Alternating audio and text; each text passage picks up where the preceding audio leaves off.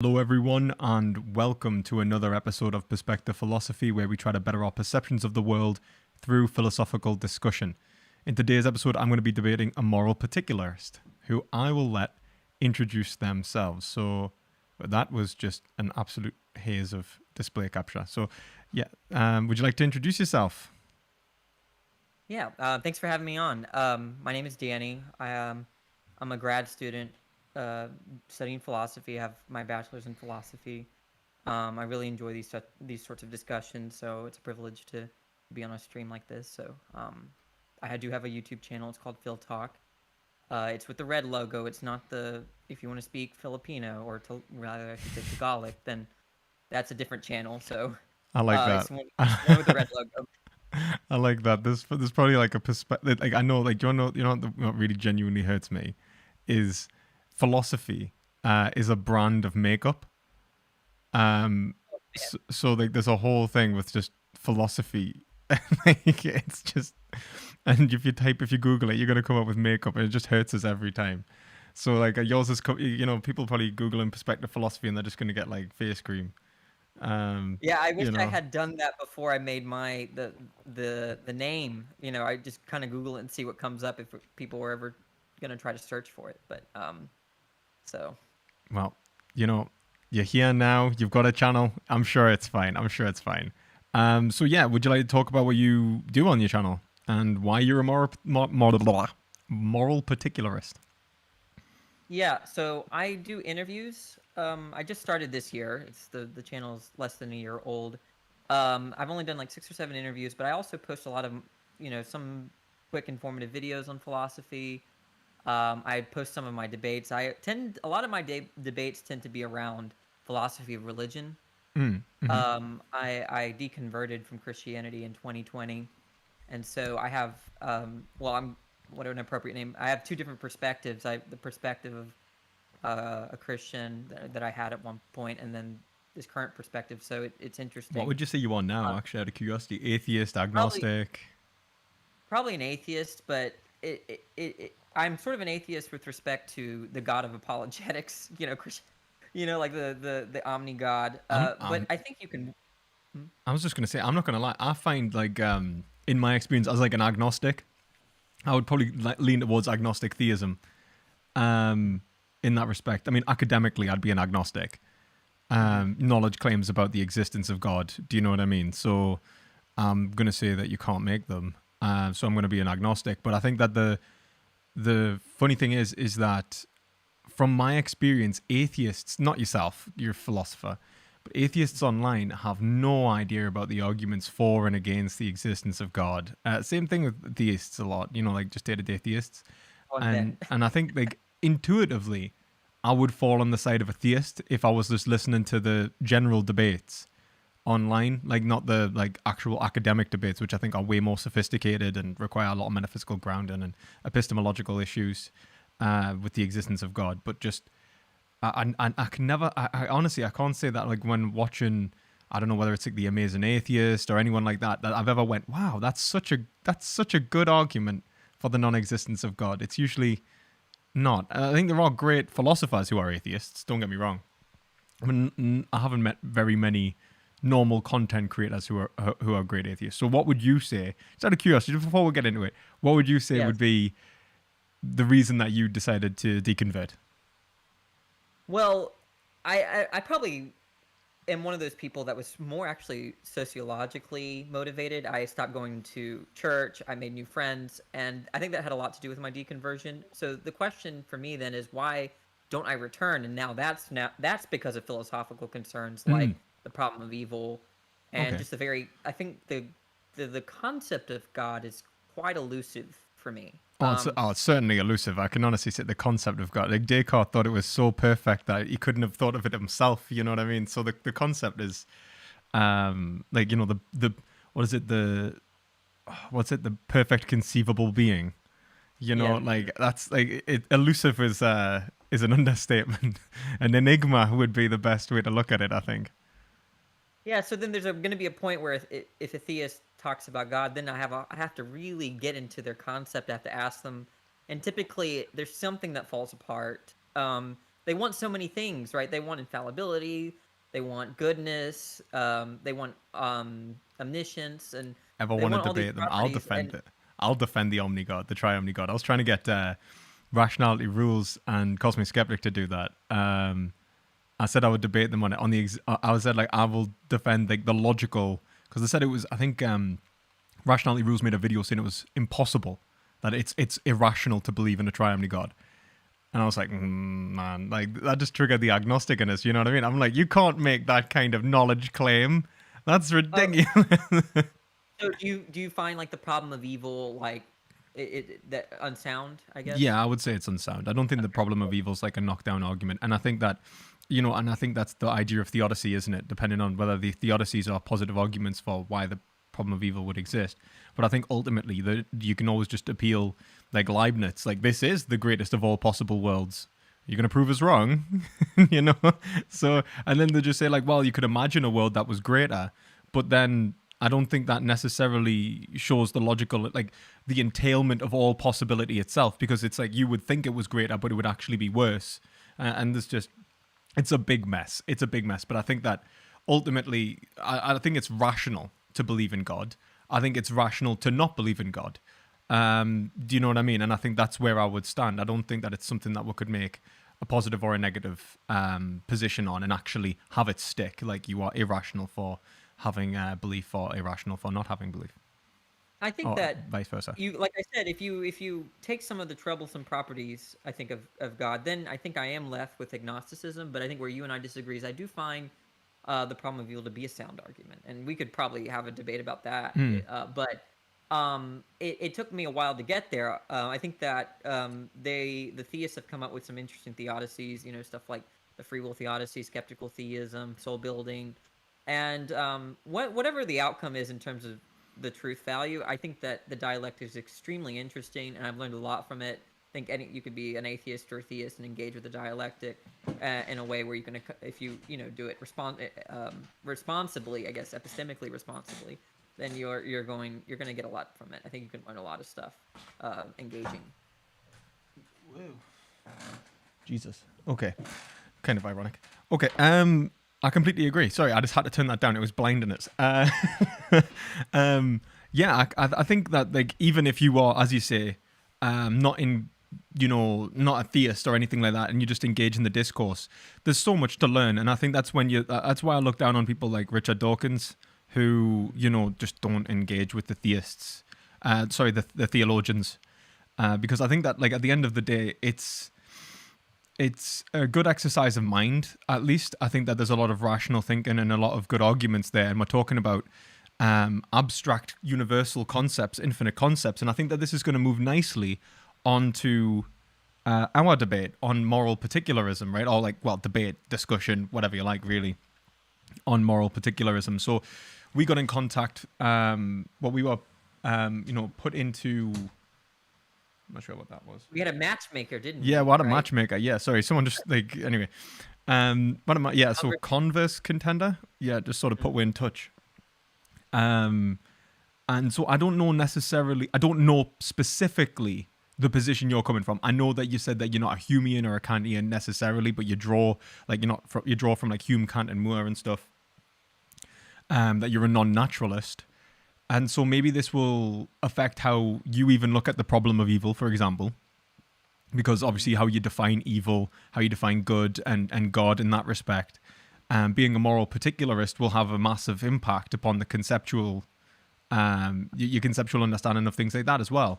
So it's like how we're actually even approaching, like when I'm saying I don't think that the problem of evil is a knockdown argument, but you do, I think that might even be because we're coming from very different ethical frameworks. So it's probably a nice segue into our actual discussion.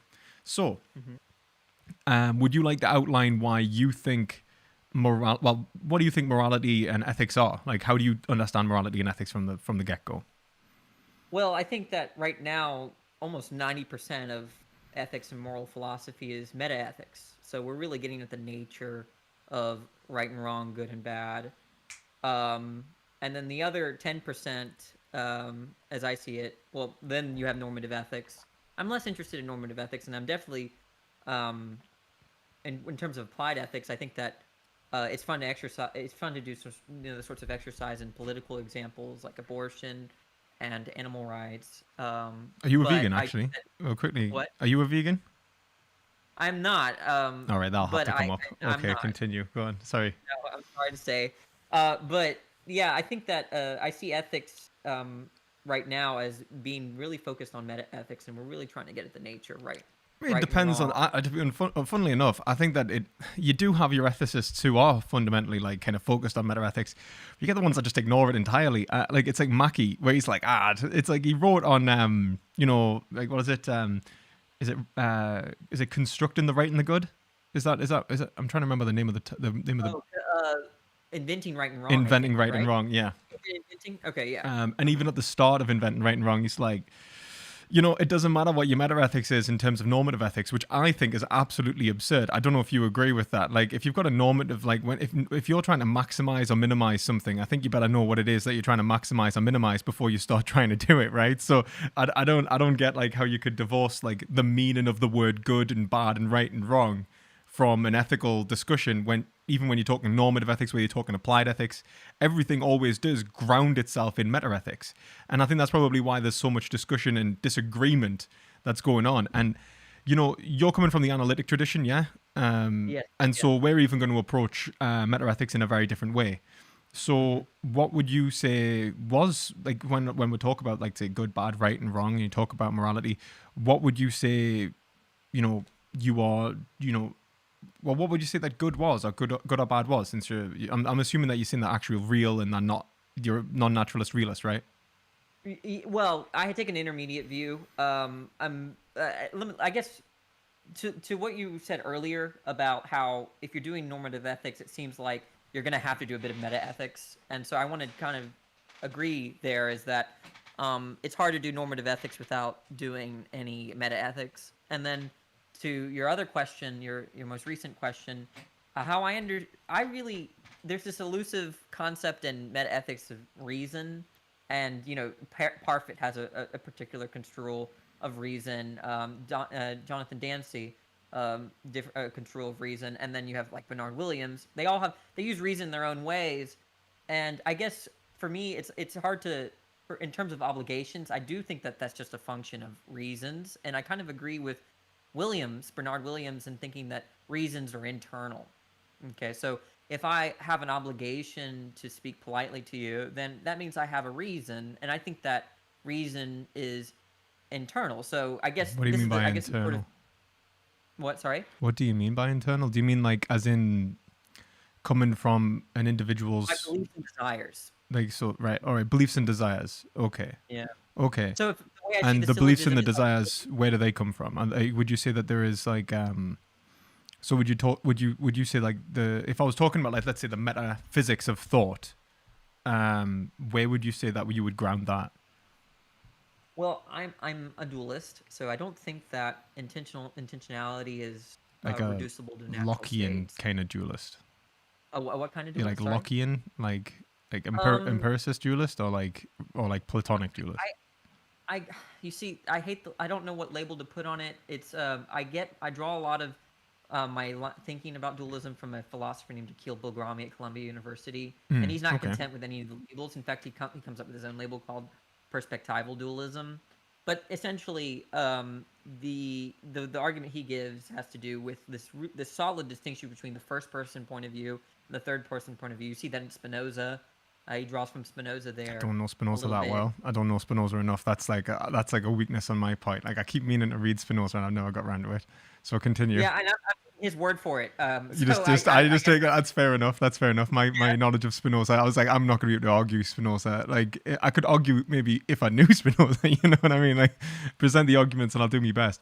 But so, what would you say? So, like, okay, so it's not like he's drawn from people like Spinoza. So, like, just sort of, is it empiricist, rationalist? Like, what kind of positions are kind of coming from?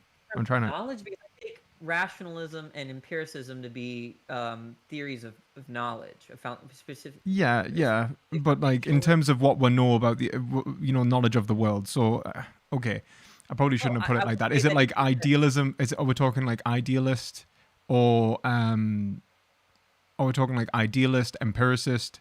What kind of like, so like what are we? What are the dualistic aspects of reality? Like if I was to say like, so Plato, dualism is between, you know, like the world of forms and the world we live in. You know, in Locke it's between the mind and reality, Mhm. like mind and the physical world. So you know, where would you say like the kind of dualistic cut Yeah. is? Yeah, so I think that I want to distinguish metaphysical dualism and just dualism with respect to human beings. I'm actually closer to a Fregean. I have a Fregean model of the world in terms of there being the mental, the physical, and the abstract, and that's three realms. Okay. But I am a dualist with respect to human beings. I don't think that minds or brains are identified as. That I don't think there's an identity relation, nor do I think there's a supervenient or emergent relation, because I think you could take some non-reductive physicalist views. I reject those as well. So But yeah, okay, I don't think I'm a metaphysical dualist. I'm just a dualist with respect to mind and brain. okay. Um, I don't know what that would mean if you're not a metaphysical dualist, but like, Well, I uh, don't think it's a abstract kind of like. objects. Sorry. Continue. I'm sorry. Yeah, I don't think abstract objects, if they do exist, they're not going to be mental and they're not going to be physical. So there's like some other weird ontological category there that doesn't fall into that dualist framework, right? I don't So even know what you mean by an um, abstract object here. you don't. Oh, like I guess I could just give an example, like the number three. Oh, I okay, like or mathematical realism and stuff. yeah. Okay, so you don't think that they would be mental or physical? Right. I'm sort of now I could be convinced otherwise. But I don't think that What three is can in I my mind. can I right? Can I ask why? Like, how would you like? I'm just wondering where it would be. Like, I'm Well, just. that's the thing. They're not on like platonic views, and I'm talking about Well, that's the the thing, like, contemporary. because the only thing I can think of is that it's in a transcendental, like, sort of almost a transcendental realm, right? You know, like Yeah, it's yeah, it. yeah. That's fine. Yes, I'm fine with that. But in the way that the mind is the mind I would consider to be transcendental Actually, in not in transcendent. It would be transcendent, not transcendental. oh, Kant. Sorry, Kant. I didn't that's mean it. fine. You Yeah, know, I just mean that there's a sense of transcendence that, there's above the physical or whatever, right? And I would agree that mental states have that property, but they're I don't want to use the terms wrong again. I don't think they're transcendent in the same way as numbers are, because I don't think the number three engages in causal relations. I'm not scared of number three causing my death, or whereas like a mental state could, um, so I guess what I'm trying to say is that metaphysical dualism, as I understand it, is that for everything that exists is either going to be in two ontological categories. Well, I think, well, look, there's where three propositions and numbers, and I don't think that belongs in these two categories. So I'm not so quick to say that I'm a metaphysical dualist. I think that's just my point here. okay. I mean, we can work with it anyway. I'm sure. Like, we're sure we can hit some like sort of middle ground. So, what would you say would be goodness in this sort of metaphysical? Yeah. Is it an So object? Is it a supervened property? What would you? I think it even might be in its own category. So I take this is a little bit weird, but so you're gonna have to work with me here. I do think there's a difference between saying value and obligation. I think there's a difference between those two concepts. I would agree. I think obligation is really talking about my reasons, but Hmm. things could be valuable, and I might not know that they're valuable. And I would so agree. there's a sense in which realism kind of emerges. And now the sort of work that I'm looking into is that value. The Humean view is that there's this kind of projectivism that we project value onto things, and so there's like a sense in which value is mental. And I'm kind of skeptical of that view, and that's one thing I'm investigating. But I'm fine to concede that value is mental for our sake, for our purposes. If you think it's real, then I'm fine with that too. I don't think too much turns on it. But the idea is that we say things like when we say rape is bad or cake is good, right? I think that is a kind of predication of the object, whether it originates from our mental states or not. I mean, like, I guess the kind of strange thing about it is that I don't know how you could look at it and like say that like look at someone like Hume and say it doesn't necessarily matter whether it is purely internal or external because of the. I mean, you're a particularist, so you're saying that even if it was internal or external, it would be particular to the event being observed, right? So that's the only way that's kind of allowing it doesn't matter if realism or anti-realism is true, or like a form of subjectivism is true. And I think that's probably why you're looking at it that way. I guess the issue is that when we start talking about moral truth, would you say that there is or is not a moral truth in that respect? Oh, I definitely think there's moral truths. I'm not a non-cognitivist. I think it is true to say that rape is wrong, or there's disvalue in X, Y, Z, or there's value in X, Y, Z. So you would say that truth is ground how? So you'd say that truth is particularized, I'm assuming then. Yeah, so I guess I could jump right into it unless you the idea here is that I think that principles are, at least the way I am understanding them. I don't understand principles just in terms of ought statements or normative statements. So if I ought go to bed at 8 o'clock, right? I don't think that's a principle. I think that's just a moral truth.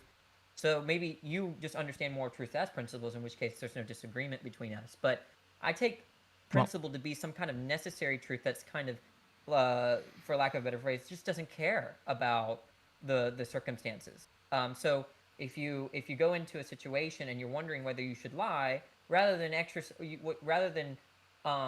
knowing what to do or what you should do based on the context, you're actually deriving your moral knowledge from a principle, and that's kind of where I see particularism to kind of kind of reject the that. opposite of how I thought a particularist would argue, rather than like you would say it from a principality point of view, rather than so like let's say you could go into 5 different circumstances and it would always be the same. Well, the way I'm understanding moral particularism is that where are you getting your moral knowledge from? Are you getting it from the Intuition. cases, or are you getting it from a principle? And almost every moral particularist I've ever talked to usually grounds it in intuition. Oh, I mean, maybe I'm different. Maybe you are. No, no, that's fine. That's probably for the best. That's, but like, it's just something that I've not necessarily engaged with so much. Well, I might agree, but there might be, to me, there's a difference between intuition and perception. So maybe you might think that those are synonymous, right? I think that I'm actually quite sympathetic to the view that we perceive moral values, and if that's what you mean by intuition, then I'm actually on board. I just mean But intuition in like a kind of Lockean, Kantian. Kant, I certainly would agree with, because I mean, I'll explain my position in a minute, and then we can kind of get into it. Because I think if I just go on, continue. Sorry. I think the idea of an intuition, though, is that it's not a factive term. So what I'm trying to say here is that, you know how like if you know something, it follows that it's true. If you know X, X is established as a fact. Well, And so I think there's a difference between perceiving and misperceiving. So if you perceived X, then X is some kind of fact about the world. But intuition is not that way, right? I think that intuition's self-evident. Yeah, like usually. Yeah, if you have an intuition that X is not, it doesn't establish X as a fact. So that's one I of would the say ways it that does establish X as a fact. I would say that that's quite the opposite. I'd probably take the Lockean position on that. I would say that any intuition would be true in and of itself, just as an it contains knowledge. I would say that we gain knowledge through intuition. This is going to be weird because people probably don't hear me talk about empiricism like this, because I'm not really because I'm much closer to Aristotle and Hegel. So I'm an indifferentist when it comes to these things, but I do think that, for example, I do think that we gain knowledge through the senses. Right.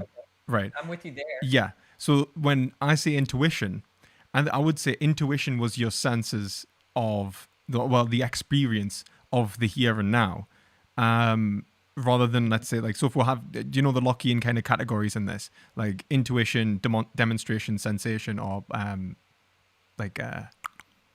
No, sorry, you're gonna have to. Oh, I mean, I'm not too familiar with. no, those that's fine. categories. That's fine. So intuition is just basically a sense experience in the world. This is basically where David Hume gets it from. Where he basically, this is why he says that like you've got your matters of fact and your relationships of ideas, because he's building on the Lockean structure which came before him, which is essentially that you have the dualism between mind and the physical world, because the sense experience that you have of the world is actually your experience. You're not actually experiencing an outside world. You're experiencing your sensations of the outside world. People like Thomas Reid obviously took this apart in terms of realism. Even arguing about the structures of eyes and stuff. Anyway, we'll not talk about that. But the point is it basically sets the game up from a conceptualist point of view, which allows the nominalist, which is David Hume, to respond with, well, the concept is not necessarily found in reality. Causation does not necessarily exist in an external world and is actually just something that is a relationship of ideas that is applied through our constant conjunction with events, right? The problem of induction.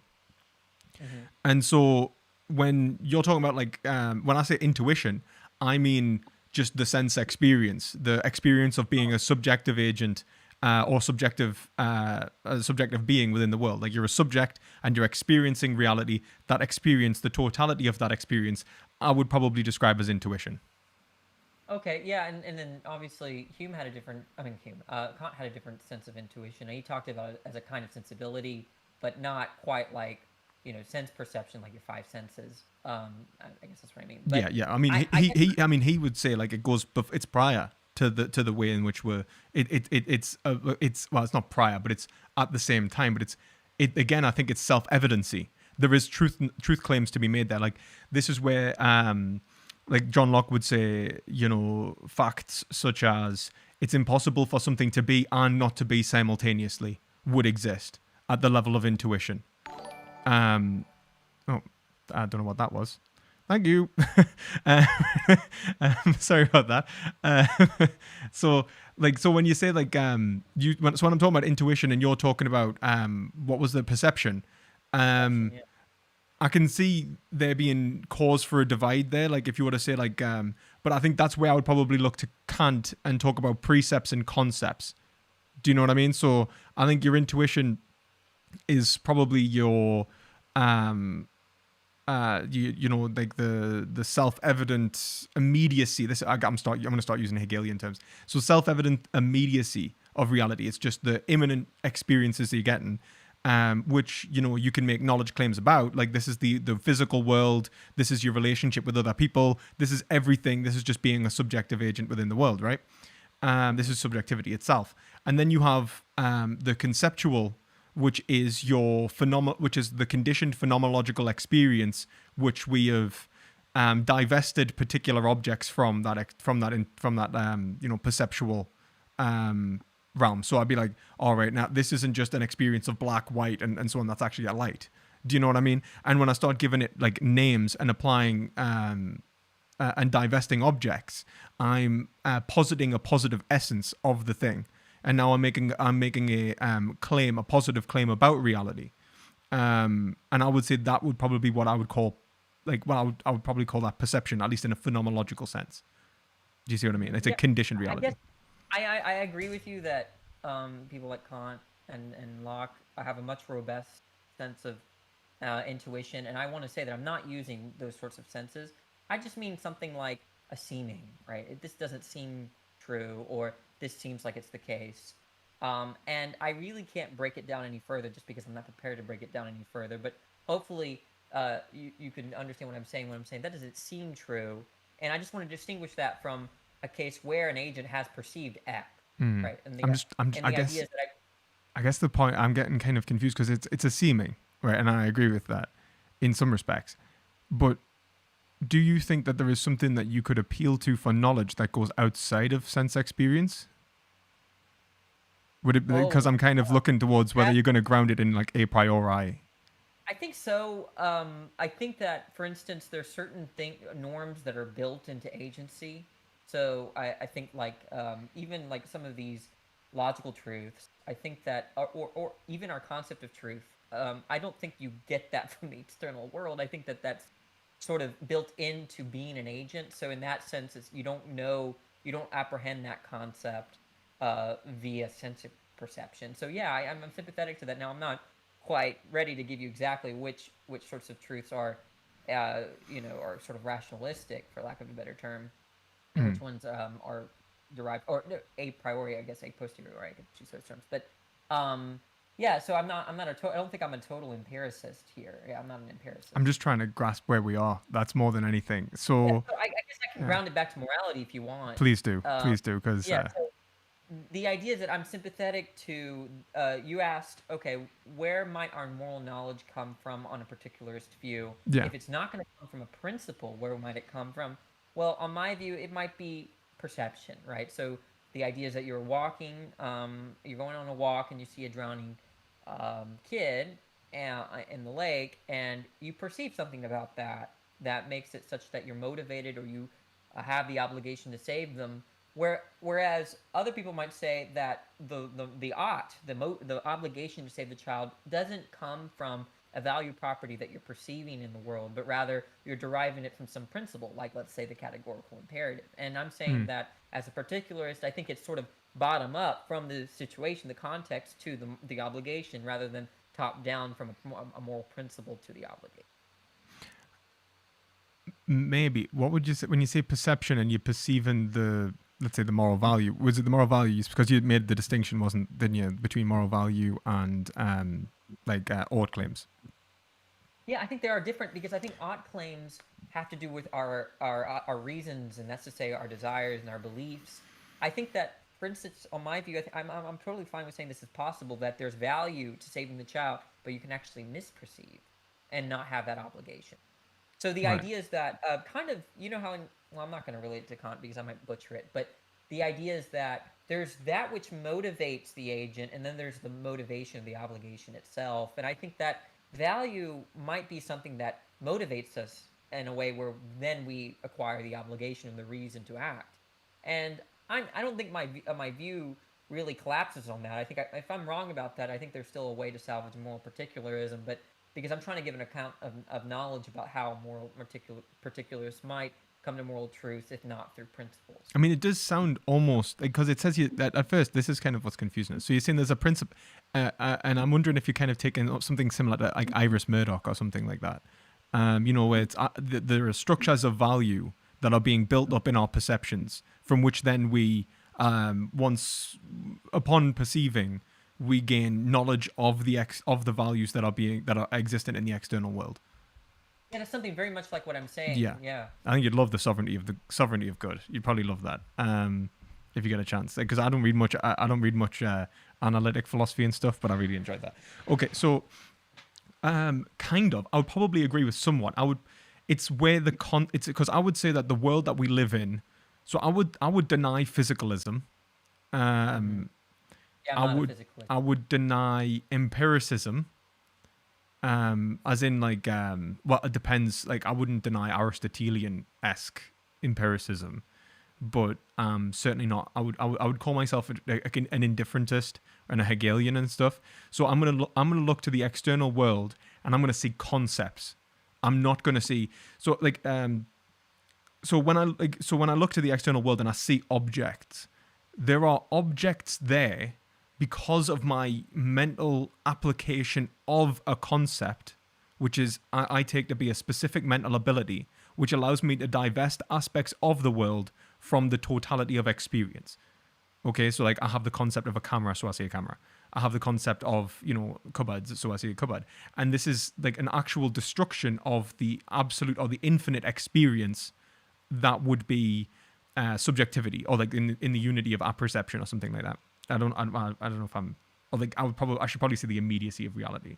So in that respect, I'm producing the world when I see it. If you understand what I mean, I'm not actually physically creating it, but I'm Hmm. unveiling it when I see it. And so there would be like an unveilance of value in that respect. Like I can then perceive value, but it's like even when we talk about value and something being valuable, that implies that it's valuable to someone, that it's valuable in some sort of in which we can there is a positive or a negative claim about that which can be instantiated, either universally or particularly to that agent. So would So you you don't think there's such thing as like value simplicity, or just like value in the world, but then it's sort of like an indifferent. object of value?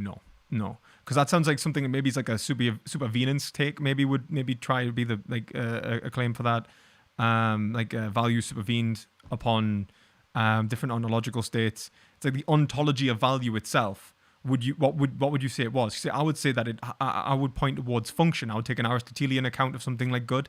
So when I would say something is good or bad, well, I'm actually making a judgment about its function, and I would say that all of our functions actually fundamentally ground in subjectivity itself, which is conceptually one with reality. So when I look outside and I see something being like genuinely right or well, good or bad, I'm seeing an individual experiencing good or bad.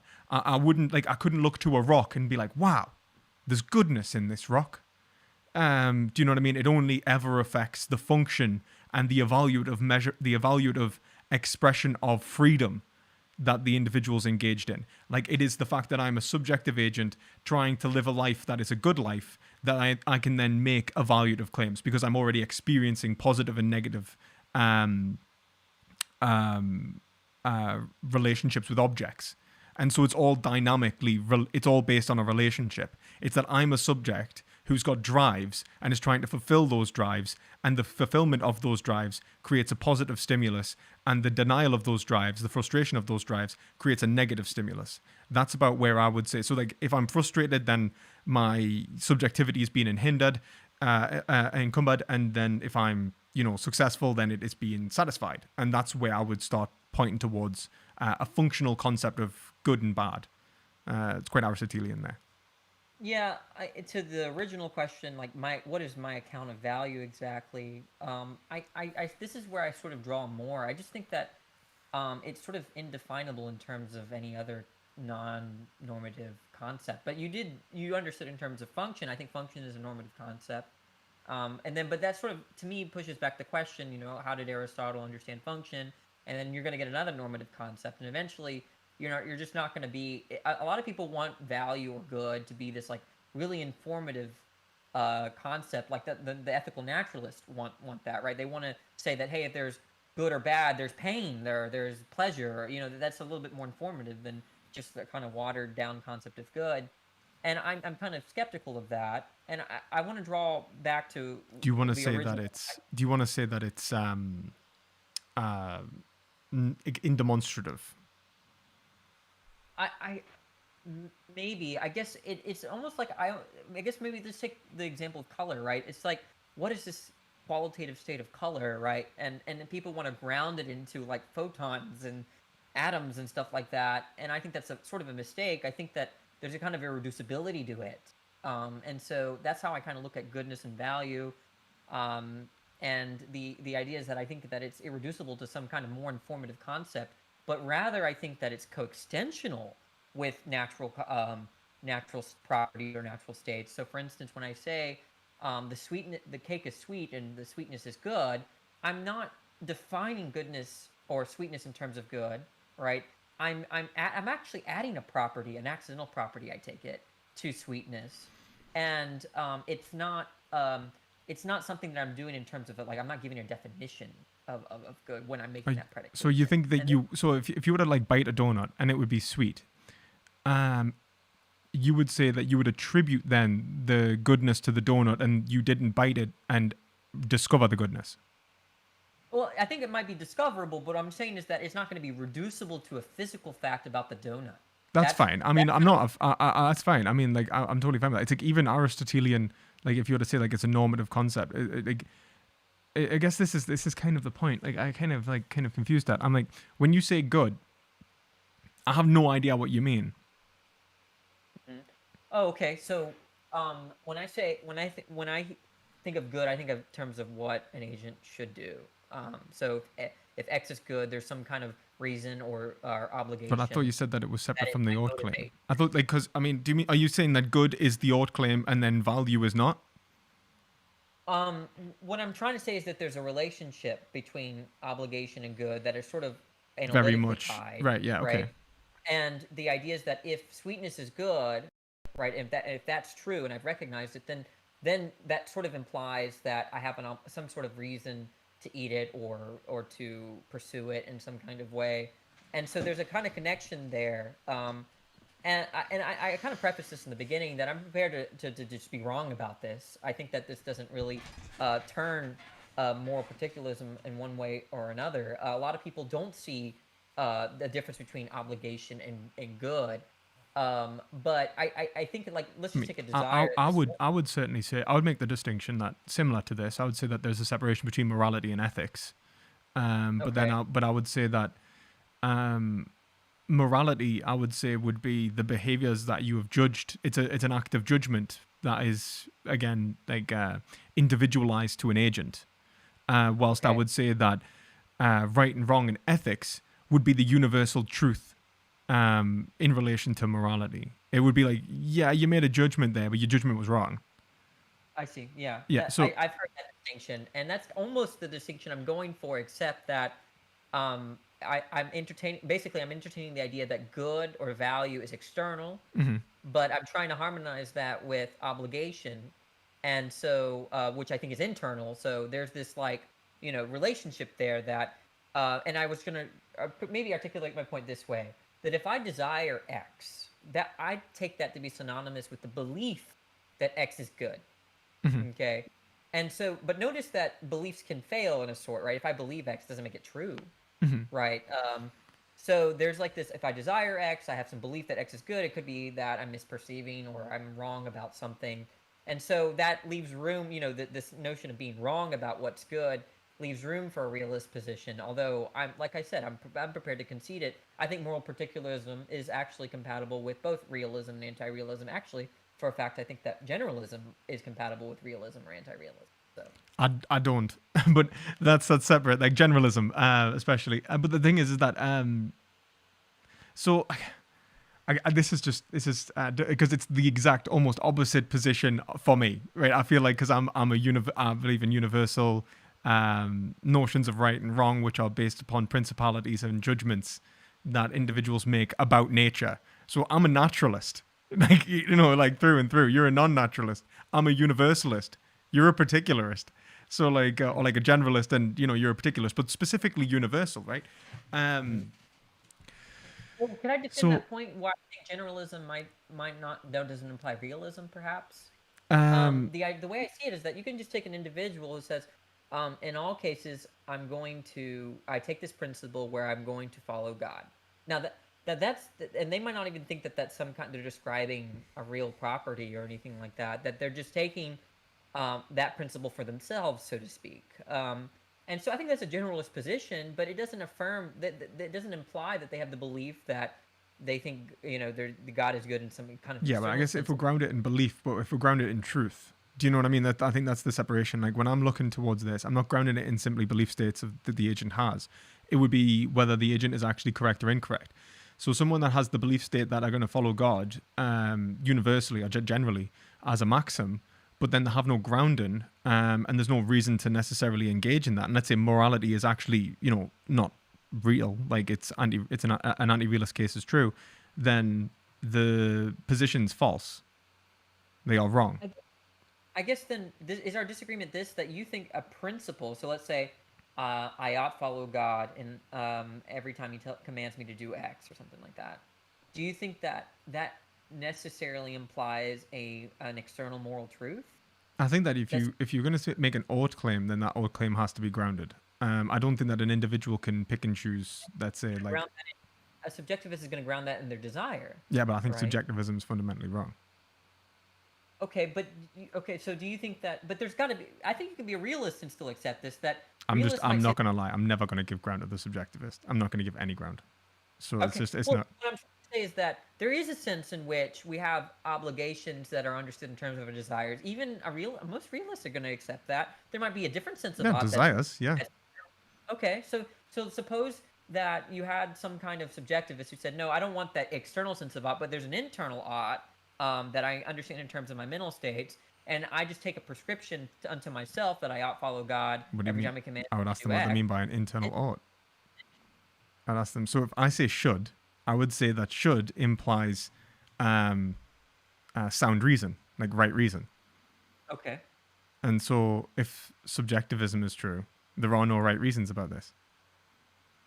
Well, why not just say that should is a function of reasons rather than right reason? Why would I say that should is a function of? So you want to say reason rather than right reason? Okay, your ability to give. Well, it's like I don't know what, because this is kind of, I think, a bit strange, like in the sense that if you say like should was a, let's say like one ought, like let's say one ought desire cake or something, right? Like just like kind of based on desire. So the desire for cake being grounded on reason.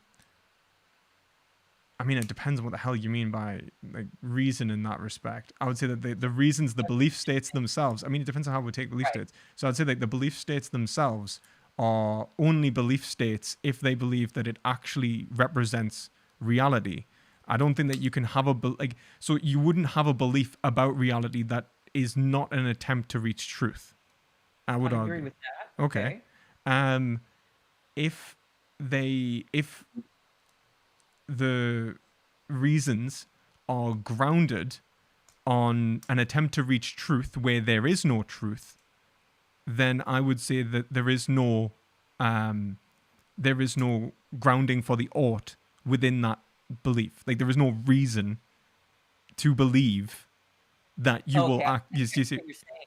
I think I know what you're saying, but I think maybe there's a nuance here. Let me make sure I understand you. You're saying that given that beliefs are oriented towards the truth, then if we're saying that oughtness is like grounded in these states, these belief states that are oriented toward the truth, then it would there's something there that would imply that if there is a state, if it's true that I ought to do X, then there's like a sense of right reason or it's like, look, if it's like if I was to say ought and ought not, there has to be a difference, right? Like, so there has to be a right. way Okay. that I can differentiate P and not P. So I can say like there is an obligation and there isn't an obligation based upon X.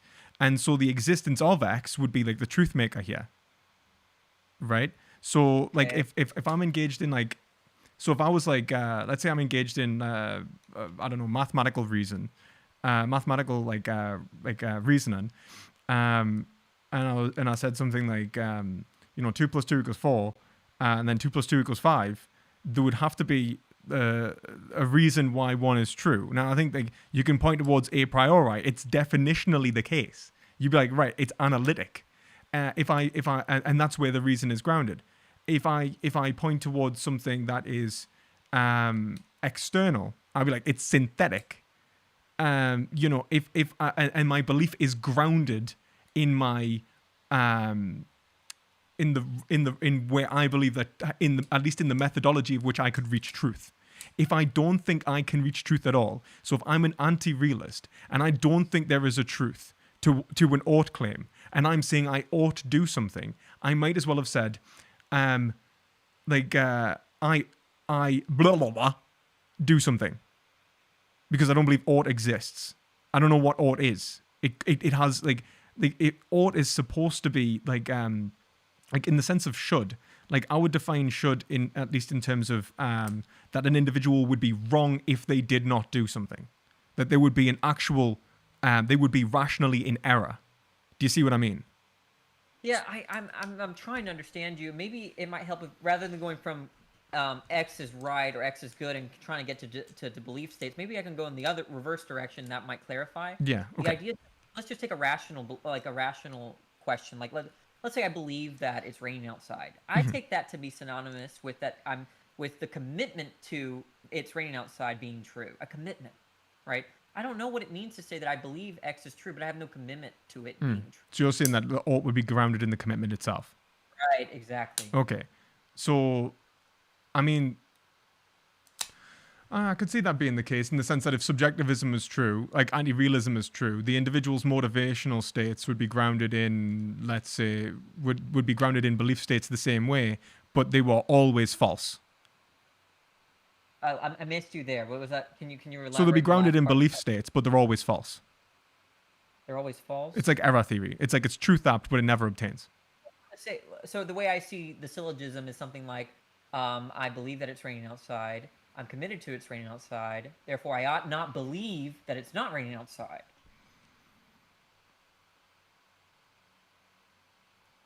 Sorry a minute. You see that I can't write this down either. One sec. So you see the syllogism as I believe it's raining outside as the first, and then I'm committed to believing it's raining outside. I'm committed to it. It's raining outside being true, and then that commitment. Okay, so now it's truth apt. Okay, so now it's a proposition. So like you're saying it's raining outside, so it's truth apt, right? But it doesn't obtain, because if moral anti-real, so like to make it like allegorical, or like was it not allegorical, comparative, um, it would have to not be raining outside. Like, to continue the allegory, it would have to not be raining outside. It's like if subjectivism is true, then the belief state would have to not obtain. Well, let's say it's not raining outside. You would still have the commitment. Like look. You can I have the guess. commitment, yeah, but like you can have the commitment that it's raining outside, right? Yeah. Which, so like if you were to go like it's raining outside, I believe it's raining outside. I'm committed to it being raining outside, so I ought to believe it's raining outside. You all believe like there's water outside, there is an outside, that there's an inside. Yeah, You have all these commitments to your concepts, right? Yeah, I agree. I agree with that so far. Except Okay. if all of that was false, because it's not raining outside, because that would be like anti-realism. So it's raining outside. Okay. So Right. you're supposing that X is false, but nonetheless you're committed to X. Yeah, because that has true. to be the position, right? So that's like an error Yeah. theorist position. Well, no, I don't think it's an error theory. I think it would still be true that if, let's say it's not raining outside, but I believe that it's raining outside, and let's say because that commits me to, or I should believe that if I go outside that I'm going to get wet, therefore, then I'm now committed to bringing an umbrella. There's all these prescriptions for me, even though it's not true that it's raining outside. These prescriptions are true. So it's sort of like the difference between in logic between validity and soundness is that there's truth and then there's prescriptions. Prescription. You can have all these prescriptions, and they do follow, given that you have this fundamental commitment, right? That might be rooted in a falsehood, right? Like that. Yeah, but that would be quasi-realism then. You see, I don't. Okay, maybe It'd be like you're not norma expressivism. So if I have a belief state, that belief state entails X, and then I'm talking about normative entailment in relation to those belief states, but they'll never actually obtain truth value. I think that you can have true statements about what you should believe or should do, but they're not truth tracking. Like, think about the Matrix. Okay, in the Matrix, it's raining outside. You believe that it's raining outside, but it's actually false because there's no rain. This is all simulated, right? Doesn't mean that your prescriptions are false, right? If you were in the Matrix, you don't want to get wet, right? You're gonna bring, so you ought bring an umbrella, given your belief, and you have beliefs about it raining outside. It all works together, and it's valid in a sense, right? But truth really doesn't matter in this case. It's whether you see the truth as validity or soundness, though, isn't it? Like, so so if the ought claim is based off purely like a normative claim, like of validity alone, then you're saying I ought do it because of my preceding belief states, right? Yeah.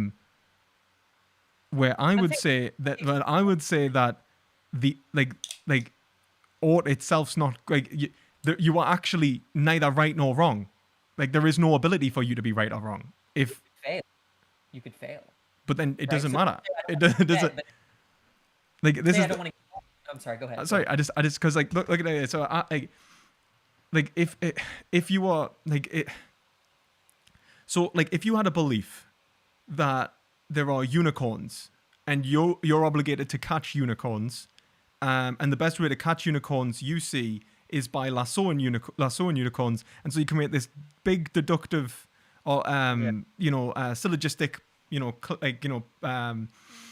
style of reasoning where you're like right from one to premise two, you know what I mean? And eventually you've got like, okay, so I'm going to dress as a cowboy and go and catch unicorns, right? I ought to go dress as a cowboy and go and catch unicorns.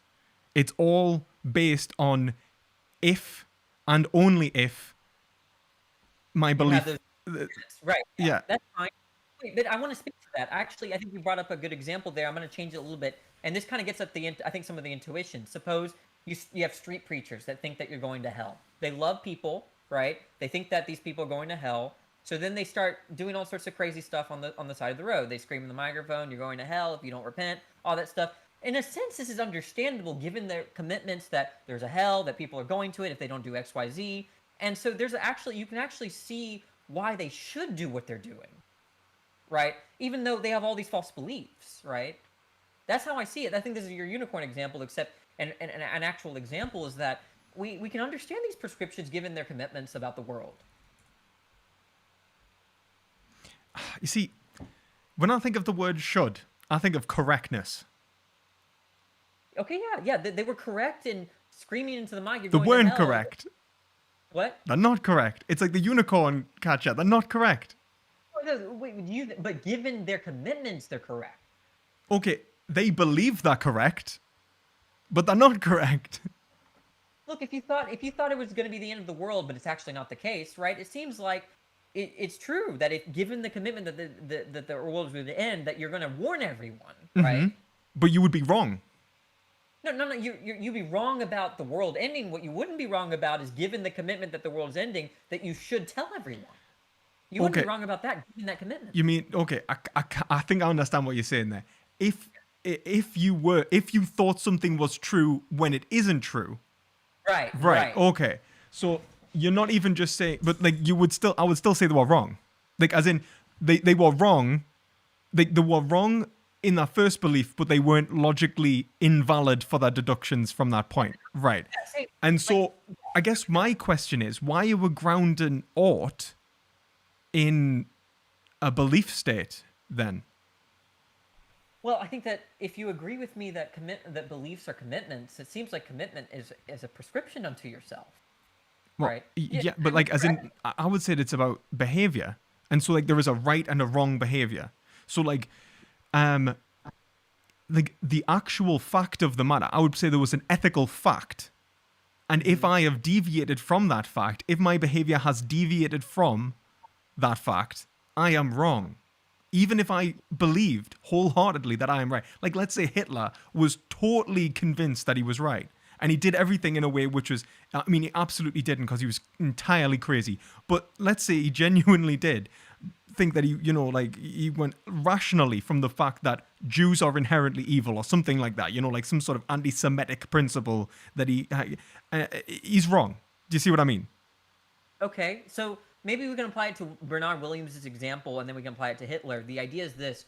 Bernard Williams came up with the idea that, like, you want to drink wine or a beverage, and it turns out to be petrol. The moment before you drink it, you have a commitment to drink it. You should drink it, but there's a normative reason that's grounded in a commitment that you don't presently have, that you don't want to drink petrol. So there's a sense in which the person is making a mistake, but that's still grounded in a non-existent commitment. They are rational, but they're wrong. Right. So they're actually. So the idea is that the only way I can analyze this is that the person that's about to drink the petrol, the only way we could say they're incorrect is by grounding it in a hypothetical in which that you would anticipate being the case, that if they had known that it was petrol, they would have a commitment not to drink it. I would say that we would ground it in the modal. It could be mortal in the sense that it would be like in another possible world, or it could literally just be 20/20 hindsight, and that reason is in fact historical, which would be like Gadamer's claim. So that reason functions in a historical way, and so like they would realize that they were wrong. Do you know what I mean?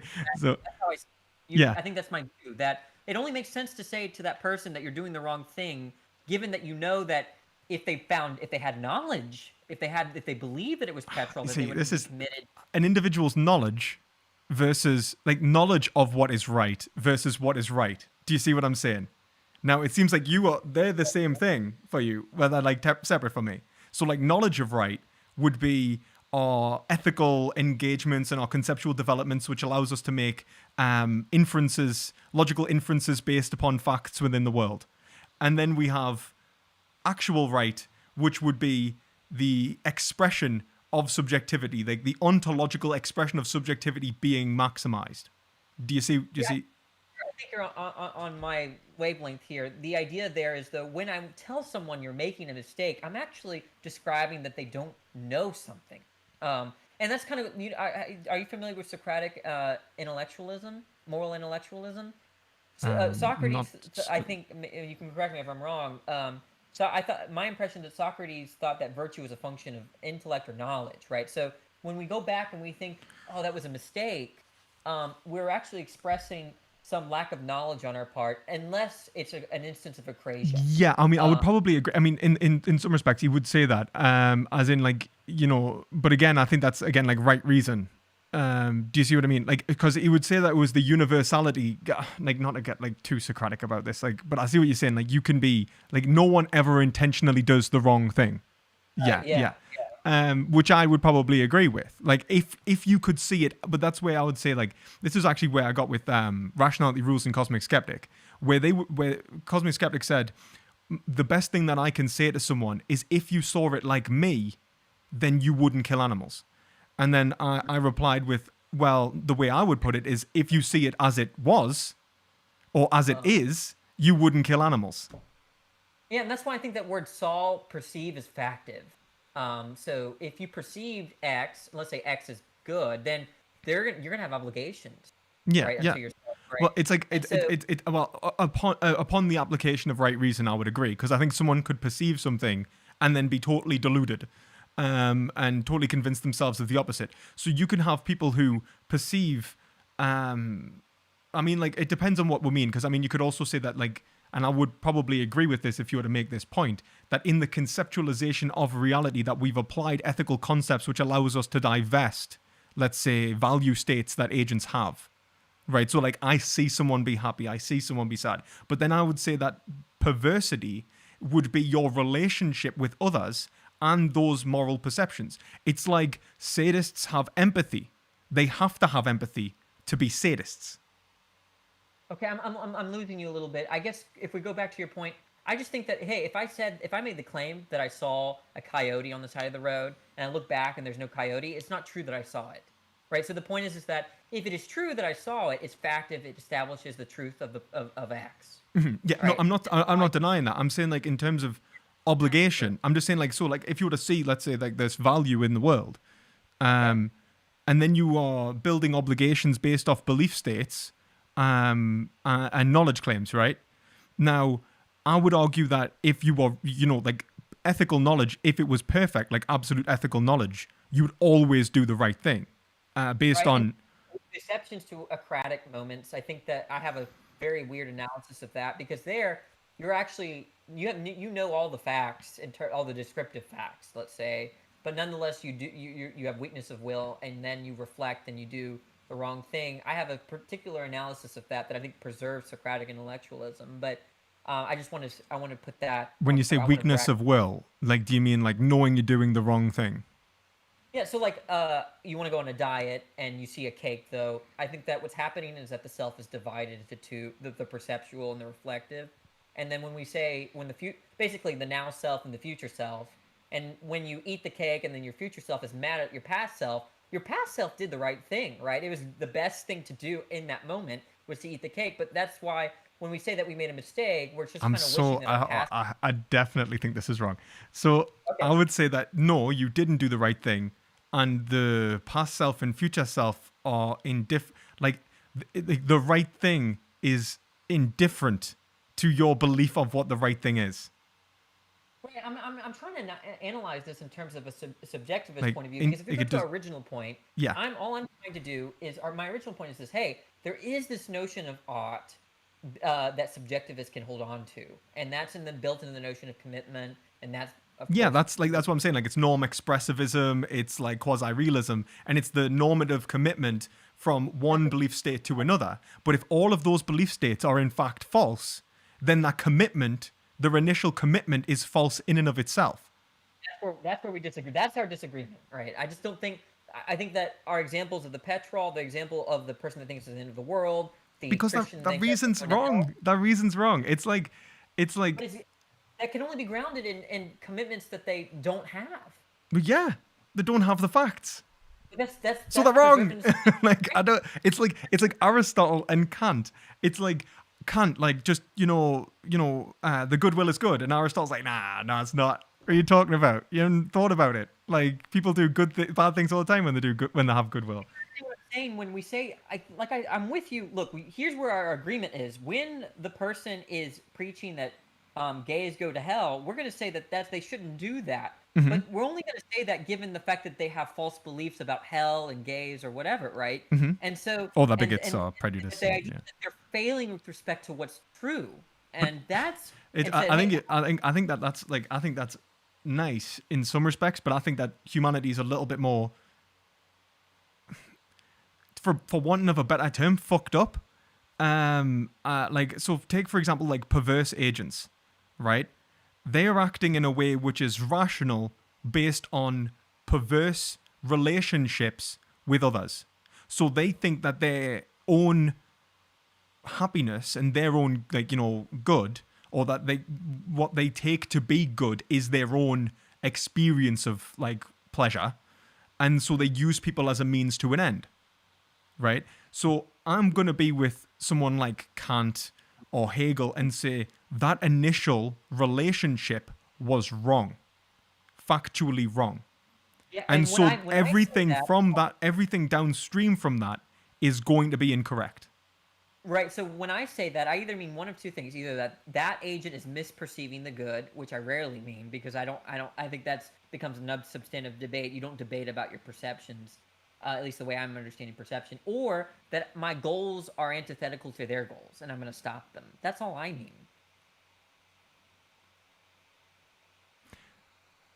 And is that, like, you personally, or are you arguing from the subjectivist position right now? That's me You personally. I personally, think that right? the former response it can is compatible with realism. The latter response is compatible with subjectivism. You see, I guess like the point of misperception, I think, would be, again, to say that they were wrong. As in, if they had have perceived it properly, they would have Okay, perceived. that's the former. Yeah, I'm fine with that, but then I just don't think that. I think So, they're just going to. I'm not misperceiving, well, yeah, and then like, what do you? that's the thing. Like that. So, like, if they say I'm not misperceiving, then I'm going to go prove it. Well, but you see, how do you prove a perception, right? I Well, don't I know. mean, I'm not. I mean, like, this is the thing. Like, how do you prove a perception in terms of, like, this is why I would say that there is a separation between merely what we perceive about reality and reality itself. I guess maybe. Do you think perception is non-inferential? Because that's if it's non-inferential, there's no proving. Like, I mean, I think of perception as, I mean, like, okay, let's just, like, try and, like, I think of perception as one's own, um because I think it depends on whether we mean preception as in, like, precepts or concepts. I'm probably thinking we're talking about conceptualization here. Like, we're talking about a world which, I'm all I mean by perception is there's something out in the external world such that it causes you to have a belief about it. That's all I mean, and I take that to be non-inferential. So causes a a tree, belief. I perceive a tree. That means that there's a tree out there such that it made me acquire it allowed me to or made me acquire the belief that there's a tree out there. That's all I need. That's non-inferential. You don't I go mean, I outside wouldn't, and you look at something I and then just probably wouldn't look towards it. It's like you see a tree, so your perception is of a tree. We'll say, like, that in that respect. Um, but I would say that, like, that's conceptualized. So I think, like, so I think that we all have a preceptual relationship with reality, which would be the non-conditioned, or, yeah, like, non-conditioned infinite of reality, of experience itself, that we never actually live in, right? It's what this is made of, right? So, I'm like, gonna try to interpret you unless you want to finish. I I'm think I know what essentially you're. negating aspects of reality when I'm perceiving it. I'm actually annihilating certain information, certain points of information, um, in order to divest individual objects. I think I know what you're saying, but I just have different terminology. I think Yeah. you're saying that perceptions are theory laden. Is that what you mean? The idea is Well, that if conceptual, like, so concepts are, like, yeah, I guess theory laden would be, like, fine. Like, I'd say it's, like, just a specific mental ability, but yeah, it's based on a theory which is the proper symbolic representation of reality. okay, well, I don't want to go that far. I think what I mean is something like if I look at a tree and then some alien that just arrived look at a tree, we're going to perceive differently, and that's because I have a theory about the world at the moment in which I perceive it that already involves I have background knowledge about trees, I have background beliefs about the world, and that sort of influences the way I perceive it. I think that's what you're saying. Yeah, Perhaps like, well, not. like, there is an idea which you are placing onto the tree, or, Okay, like, well, onto the experience of the tree. I can go as far as saying perceptions are theory laden, but there's going to be a point in which they're not. They're going to be non-inferential. Well, I And mean, and that that's that yeah, but that's where I would say that's infinite. It's not a, there is no, knowledge claims in relation to a world which is non-conceptual. Yeah, I'm a little lost. I'll be So honest. In terms Alistair of that. McIntyre makes this point in After Virtue, where he says like a physical world is not a world in which the material world is not a world in which we can ask or answer questions, like a purely material world. It is at the level of concepts from which we have, categorized and understood a world that it now enters the point of knowledge. Like we can have understanding of a world when we essentially remove the particularity of it. I think that like the particularity of experience is I don't think there can be knowledge of it. I think that that's not something that's controversial. I would reject the existence of particulars in terms of like actual particular objects. I would just reject them. I don't think they exist. I think all that exists are universals, which might sound like kind of crazy, but this is not being. I don't think this is controversial. I think you can find this in Aristotle. I mean, it's even in Plato's rejection of the Heraclean doctrine, right? So like Heraclitus believed the world was constantly in flux and all we're experiencing is particulars, like bundles of particulars, basically. Like, a man never steps into the same river twice, that kind of thing. And so Aristotle and Plato reject that as being incapable of knowledge, because for Plato, there is no universal principles that would allow for the development of knowledge. And for Aristotle, he would say again that it's just accidental. There aren't actual substances or anything to gain knowledge of. Since it's constantly in flux, you can never reflect and actually gain knowledge of it. You could only, you're associating to non-related events, even when you compare, even if you nominally combine them, which is why when nominalism pops up and you're talking like from a position that's like Humean, is just like, right, yeah, we don't actually see the matters of fact. Like what we have is relations of ideas and sense experience, and that's it. So like knowledge of the, I don't think like Hume is controversial as a figure anyway. Like I think there's different ways to interpret Hume. So if this isn't your interpretation of Hume, that's fine. But I would say that my understanding of Hume is that, and this holds relevance, is that when you take a nominalist position, like which would reflect that the world is built of particulars, it's built on the particularity of the world, that there is no concept that is interwoven between multiple experiences. So our relationships between experiences are purely based off induction. I'm just associating like experiences with like experiences. I'm like blueness with blueness, redness with redness, and I'm creating categories of and relations of ideas in my mind which do not actually pertain to a reality outside. So when I look at an external world, I don't actually see anything. I don't actually have all of these knowledge claims never actually obtain, or I can't know if they do obtain. Do you see what I'm saying? So like if we look at it from an Aristotelian point, I would reject any knowledge of particularity. I would say that the world itself is fundamentally constituted of universals. So species and genera would be like the Aristotelian notion of that, that there is substance. Now, I wouldn't agree with the substances in nature being like, I see treeness, right? I'm not going to be like, I see the treeness, and that's why it's there. I think that I would take a non-abstractionist view of how we gain concepts. I would take a constructivist like Wittgenstein, or actually Geach, funnily enough. But in that respect, I'm applying a concept to it. I'm applying an essence, right, to this thing. Now, I would say that a truth claim, like something actually being true, is when that essence actually fits reality, where it actually obtains what reality is. You know what I mean? At least at a substantial level, which allows me to functionally engage with it. Yeah, I think that what you're saying is compatible with either of you, that perception is inferential or non-inferential, right? I think it was this to give an argument for why you think that it's inferential. Like the argument that I was trying to give is essentially that if we are grounding everything in the particularity of, like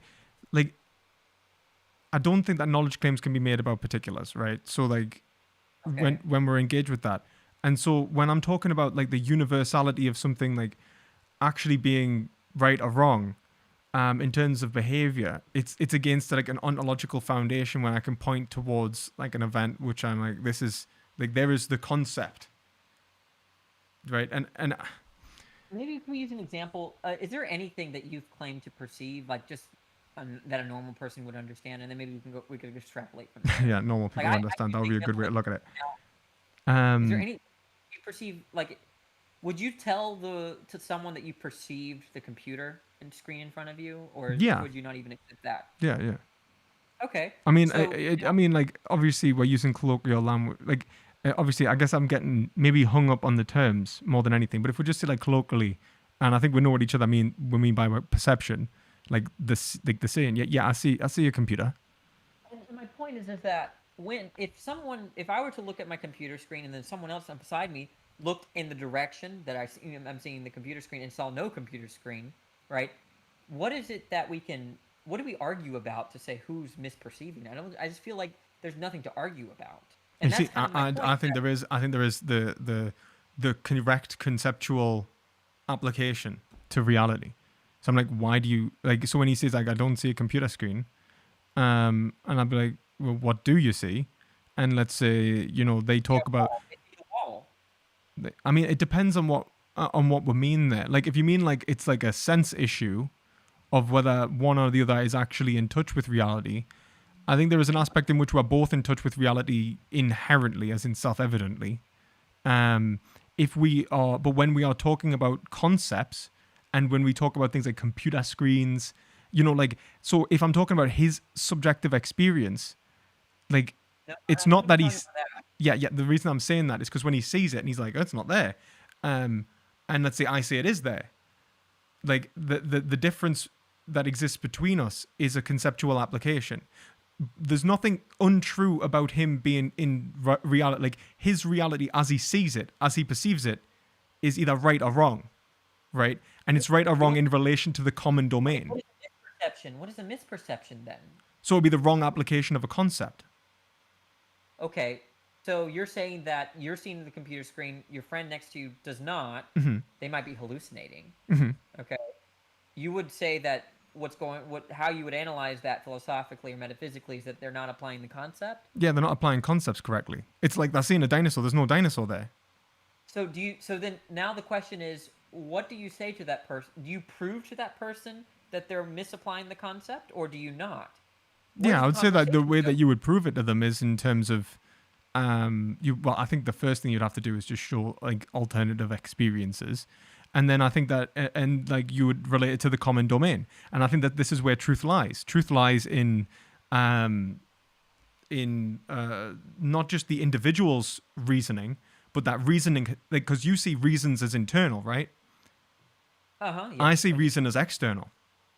Yes, I know So that. that's That too. that's the thing. So I'm seeing reason as being grounded in like institution, culture, and society in terms of a common domain. Like language itself is not a product of the individual, but a product of an external or well, I don't know if I want to say external, but in a common relationship, and so there is a proper or improper application of language to reality, and are they applying it properly can only be judged by, let's say, the agents involved. Now, it is possible that they are the only ones applying it right, and we're all actually insane.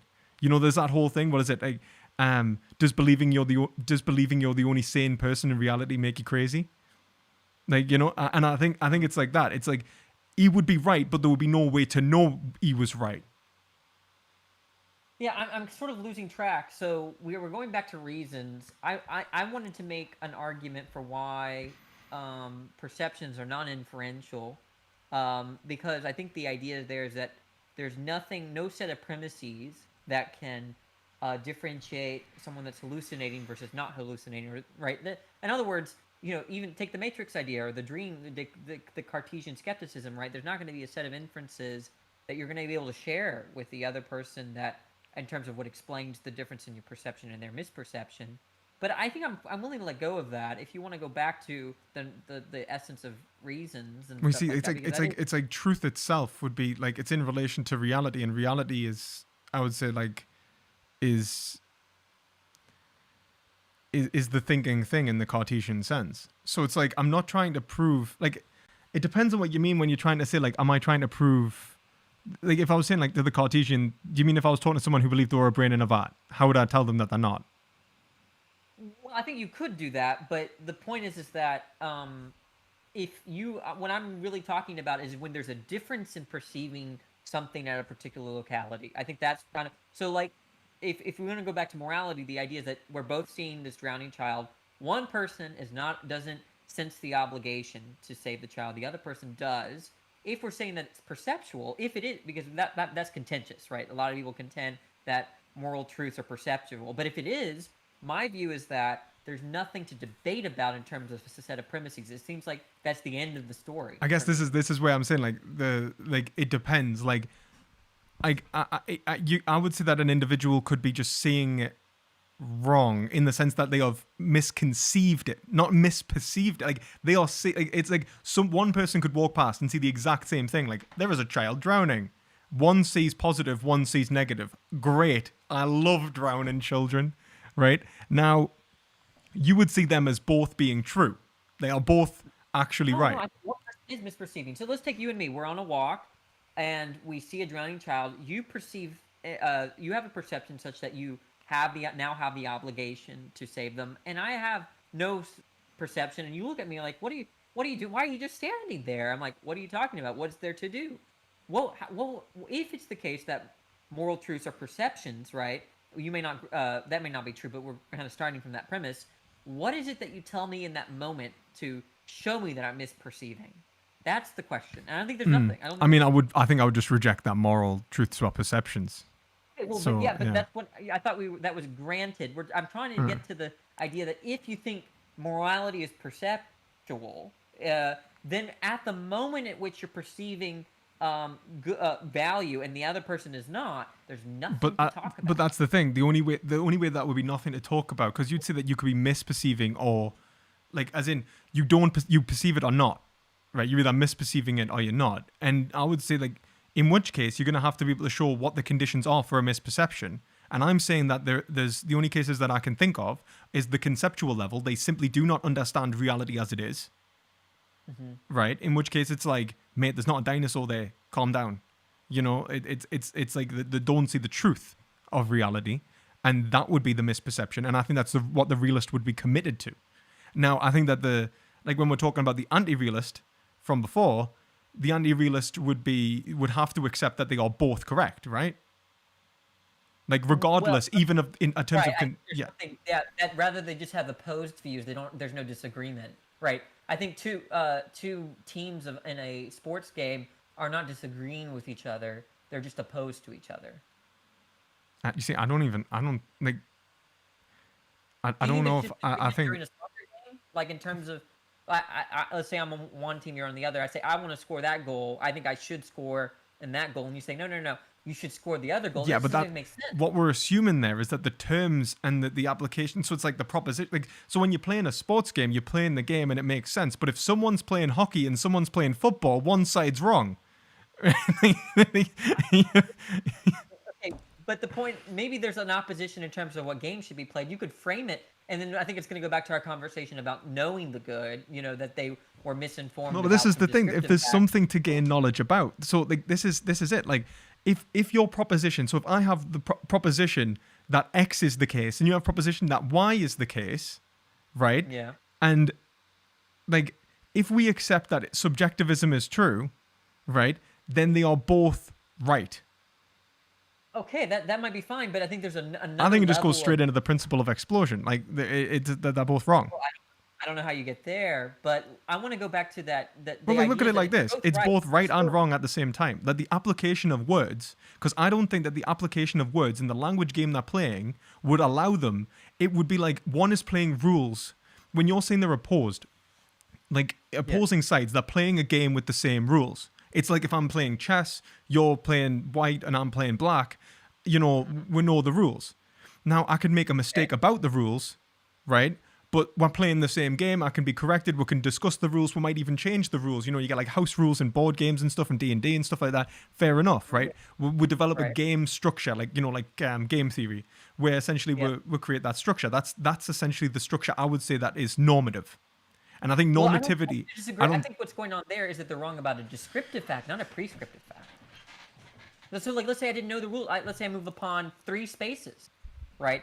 It's not that once I'm corrected that these are the rule. These are the you can't do that, and But this is yeah, what chess is, yeah, but right? This is a game where you can only move these pieces in this certain way. Then my prescriptions change once I'm informed. That kind of goes back to the Socratic intellectualism that we were talking about. yeah, But I get that. But like, it's what I'm saying is that there is no game that you're playing if so. Like, we aren't talking about the same thing when we talk about good, bad, right, and wrong. If it's absolutely particular, because if it was absolutely particular, if my perception of this, like if you're a particularist but you're a realist, there is a truth maker that exists in reality from which you're perceiving or not perceiving correctly. If you're a subjectivist, you can't appeal to that. It's actually just a normative relationship, right? So and that normative relationship is based on a belief state which never obtains. So they're actually both right and wrong. And I would go so far as to say that the words they are using, if they are using them in a way which is absolutely particular to their own rational inferences, they're looking at something, naming it good, which is inaccessible to the individual who is also looking at something else and naming it good. See, like, this is the thing, like, a realist would point towards a common domain, and so the truth maker would have to be accessible in theory or in principle, even if it's not currently accessible, it's accessible in principle to an inquirer. But if you're a subjectivist, there is nothing accessible. It's purely based upon your own attitudes, your mental states, and so on. So if I was to go, X is good, I would be saying that X doesn't, like, my use of the word and the concept that I'm applying and the way, actually, do you know Wittgenstein? a little bit. Do you know the Yeah. private language argument? Yes. Do you know how he says the private language argument means, like, you can't, everything relates to a common domain, so my use of words ultimately relates to a common domain. Right. I'm familiar with the dialectic. Yeah. Yeah. So I Okay. would say that this relates to a private domain. No one can access whether I'm using the word right or wrong correctly. So when I'm making a normative inference, I end up not knowing whether the word I'm using if I use the word correctly in premise 1, premise 2, premise 3, I don't know if they actually mean the same thing because it's based on my interpretation of the word at any given moment. And this is why we need a rule-based structure that's external to the individual's judgment, because otherwise the rule and the judgment become the same thing. So my judgment of what is good is the same as what is good. So I can't make a normative inference because I can't know. It's actually, if you want to look at it more, check out the Frege-Geach embedding problem. I would say that's where we're at. I would say that someone that was a subjectivist gets smashed about by the Frege-Geach embedding problem. Wait, I thought that was an argument against non-cognitivism. Well, it is, but I would argue it depends. Like, so if the moral particularist is pointing out an ontology which is grounded in a private experience, then I don't think it matters whether it's cognitive or not. The only reason it would be, because for it to be cognitive, I think it would have to be common, I guess is what I'm saying, because it would require a linguistic basis. Yeah, I think that I'm not even sure how to assess the argument that you're making. I think there's a lot there for me. So if you don't mind, can we go to just examples Absolutely. that way and maybe No problem. Okay, so you want to be a philosopher, right? My wife wants to be a violinist. Now, given that she wants to be a violinist, she thinks that being a violinist is good, okay? Which means that she thinks that she shouldn't do things that would make someone be a philosopher like you, right? Now, I don't think that you and I agree that there's no disagreement there. There's not even opposition, okay? But one person does believe that I should not be a philosopher, and the other person, you, has the belief that I should be a philosopher, right? So I'm saying, why does your argument not apply to that case? Okay, so my argument wouldn't apply to that case because, like, so, like, we can have absolutely like we're not disagreeing on like what we're talking about. Let's say like it's like one person, like we could agree that we should I don't know, like one person agrees, let's say we've got two vegans, one person agrees that one person wants to make a, like they think that the best cake to make would be a chocolate cake, and the one person says that it's vanilla, for the action of actually trying to make more people vegan. Now one of them is actually going to lead to a better conclusion. Now in relation to your wife's violinist life, she's engaging in a function as to produce value. Now, these can both be true. Like, it might be right that your wife should be a violinist and I should be a philosopher, right? And there's no problem there. Because when we're saying that they're good, they could be in relation to the function of humanity. Like, and that the function of humanity is not to fulfill a single role, but to necessarily produce variations of functions, possibilities, which then merge together to produce a greater overall experience for humanity itself. So that's why we have doctors, nurses, violinists, philosophers, and all of these different things. But we could all be engaging in the same ethical structure. Do you see what I mean? It's like your wife could be right, and I could be right, and there's no issue there. But if your wife wanted to kill me, and I didn't want to die, one of like let's say your wife wanted to kill me, and I didn't want your wife to kill me, there is a right and wrong there. Well, but that's what's in question. The point That's is in that question. Yeah, I guess that's it. you believe that being a philosopher is good, right? She believes being a philosopher is not good, right? Yeah. Um, Well, I mean, if she and says it's not good, I mean, not just simply making an alternative decision. So I guess that's the difference. So if you're saying that she's actually saying I'm wrong, then it's going to have to be grounded in reasons. yeah, I'm just saying that the analysis is that, oh, she would never, of course, she would say that you should be a philosopher, but the analysis of propositions like X is wrong or X is good, X is bad, whatever, is it can be fun by the subjectivist, can be understood in terms of the self, right? So it's okay to say, yeah, I don't think being a doctor is good, and oh, all I mean by that is that I don't have a reason to be Yeah, a but I think that they doctor. have a misunderstanding of the self. I think that the self, like you can't attribute notions of like so for example, like if you say like I don't think it's good, you mean like I have a disposition which means it's not good. It doesn't mean that it's not actually like right or wrong. Like it's like you have a preference. Okay, you have a preference. I don't see how that imports like But the thing justification. is that it's still there's a sense in which the subjectivist can use statements like I don't think philosophy is good, like, and then But just mean that. I don't get it. So like, this is it. Like it should, I think, can be replaced with um like correctness, right? Okay. Like I don't think that like so I don't think that you can like so if you got like ought, it would you are correct in doing that. You would be correct. If you did not do that, you would in fact be incorrect. Okay. So when we say something like I ought do something, I'm saying I am correct in this belief. Now, you're saying that you are correct in that belief based off normative, valid reasoning. It doesn't have to Right. be Your sound. internal states. Yeah. Yeah.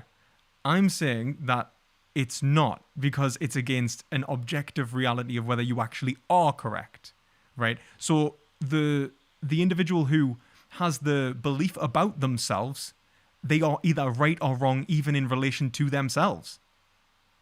They are right or wrong. Like it's like when Socrates is saying if you used right reason and you are correct, you would do the right thing, right? It's like he believes in the universality of good.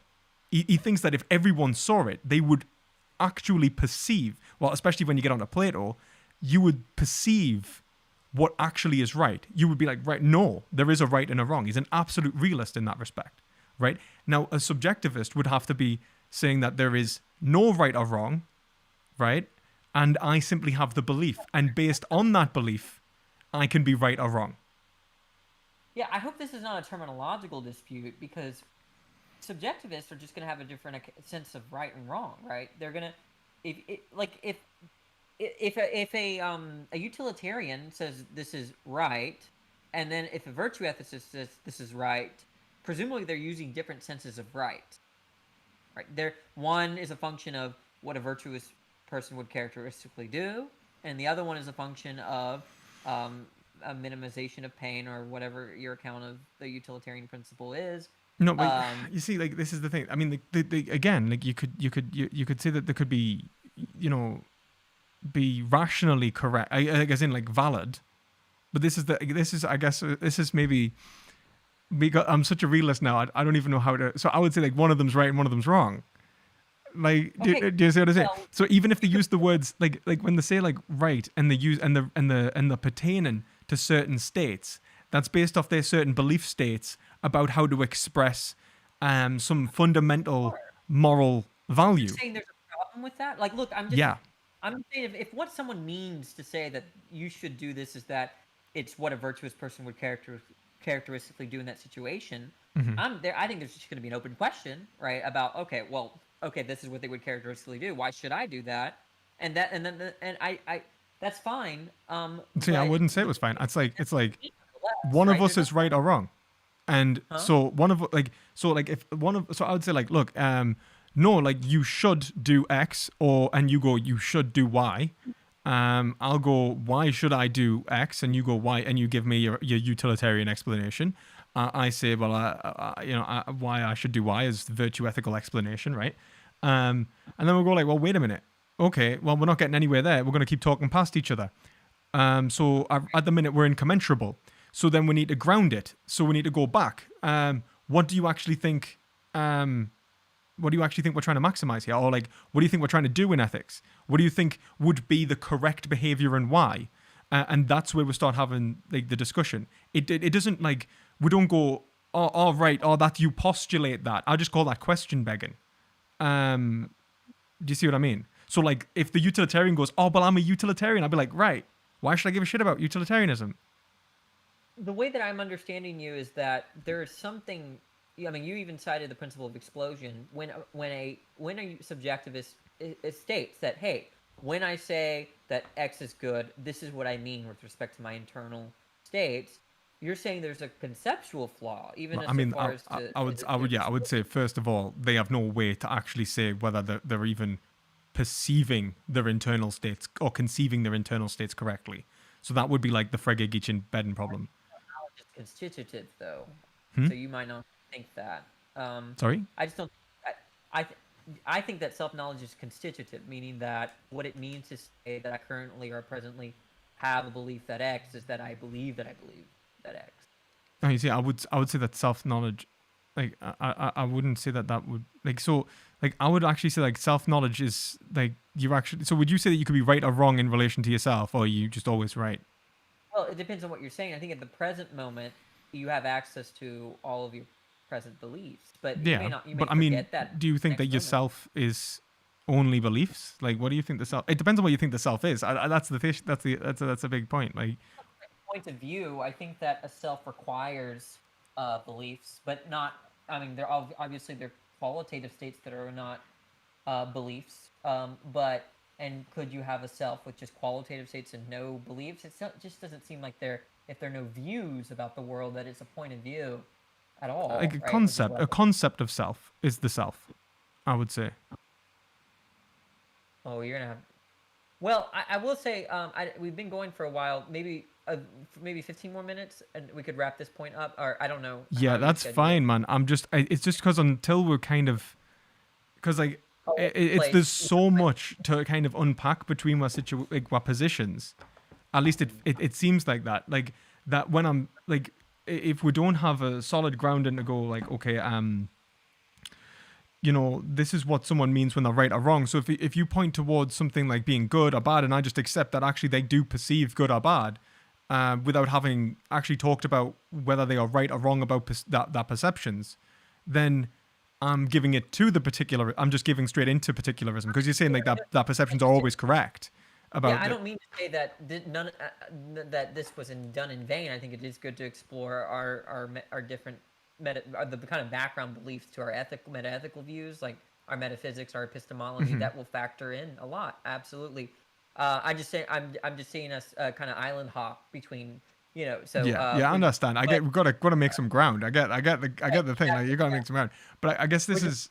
exactly why I use the analogy. We got to make ground island hop. But yeah. So the idea there is with respect to self. I mean, I'm wondering if anything turns on this. I think that it'd be weird to say if I asked you, um, perspective philosophy, do you like believe that you're in your room, right? It doesn't seem like you can fail with respect to knowing that you have that belief. I mean, you're saying Yeah, I you can have could. the belief, but my belief could be wrong, right? No, but the what's in question is the belief that you have that belief, Yeah, right? Do so you the believe belief. Yeah, I that? believe I'm in my room. Oh, okay, okay, but do you believe that you have that belief? Um, well, yeah, I think that's an infinite regress. So so I think it would establish because do I have the belief that I have a belief that I have a belief that I'm also believing in Yeah, but the stop at room? second order. The point I is know. that I don't think you can be wrong. I think you can be wrong about what your belief is. Like, if I believe that X, you can be wrong about X. But I don't think you can be wrong about if X is itself a belief about X, a Y, or something like that, Yeah, right? you mean So, like do I? It's just having like an idea of an idea is kind of the yeah, yeah, something like that. It's yeah second order belief. I don't think you can be wrong. Your second order beliefs about your first order beliefs, I don't think are infallible. I don't think it makes sense to say that you can fail with respect to those. So you think they're in, so you'd say that like a second, so like with more like second order desires, for example, would you say that they're infallible? Yeah. Yes. Wait. You mean no? No. Absolutely not. No. I mean belief. I think that having beliefs about beliefs. I missed your word desire there. So if I desire to desire X, well, that I might be wrong about.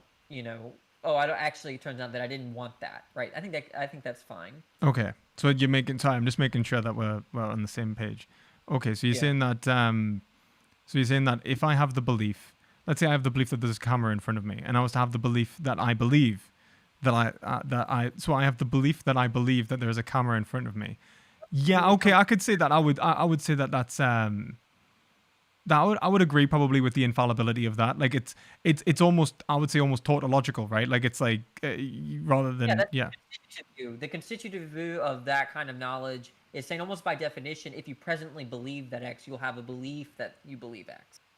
Yeah, I don't know if it necessarily even needs the like. I think I would probably just take beliefs as like belief states as self-evident, like as in like I do believe, you know what I mean? Yes. Like I'm You not have a lying to my. I mean, I guess there is the point that I could be wrong in a like if we're to go in like maybe as a psychoanalytic sense. Do you know what I mean? Like I'm wrong about my so for or example, like you could go you could say that I am wrong about my belief and that my true belief is actually being repressed. So I could have knowledge that I'm repressing, like I'm repressing the truth, and I'm replacing it with a fiction. Yeah, And I so my think there belief is state probably an reflects. analysis of that, but I'm not prepared to go through it. I know. Oh no, that's fine. I'm just. It's purely a thought experiment. I was just. I'm not. I'm not Right. even. I don't think it's necessarily important right now.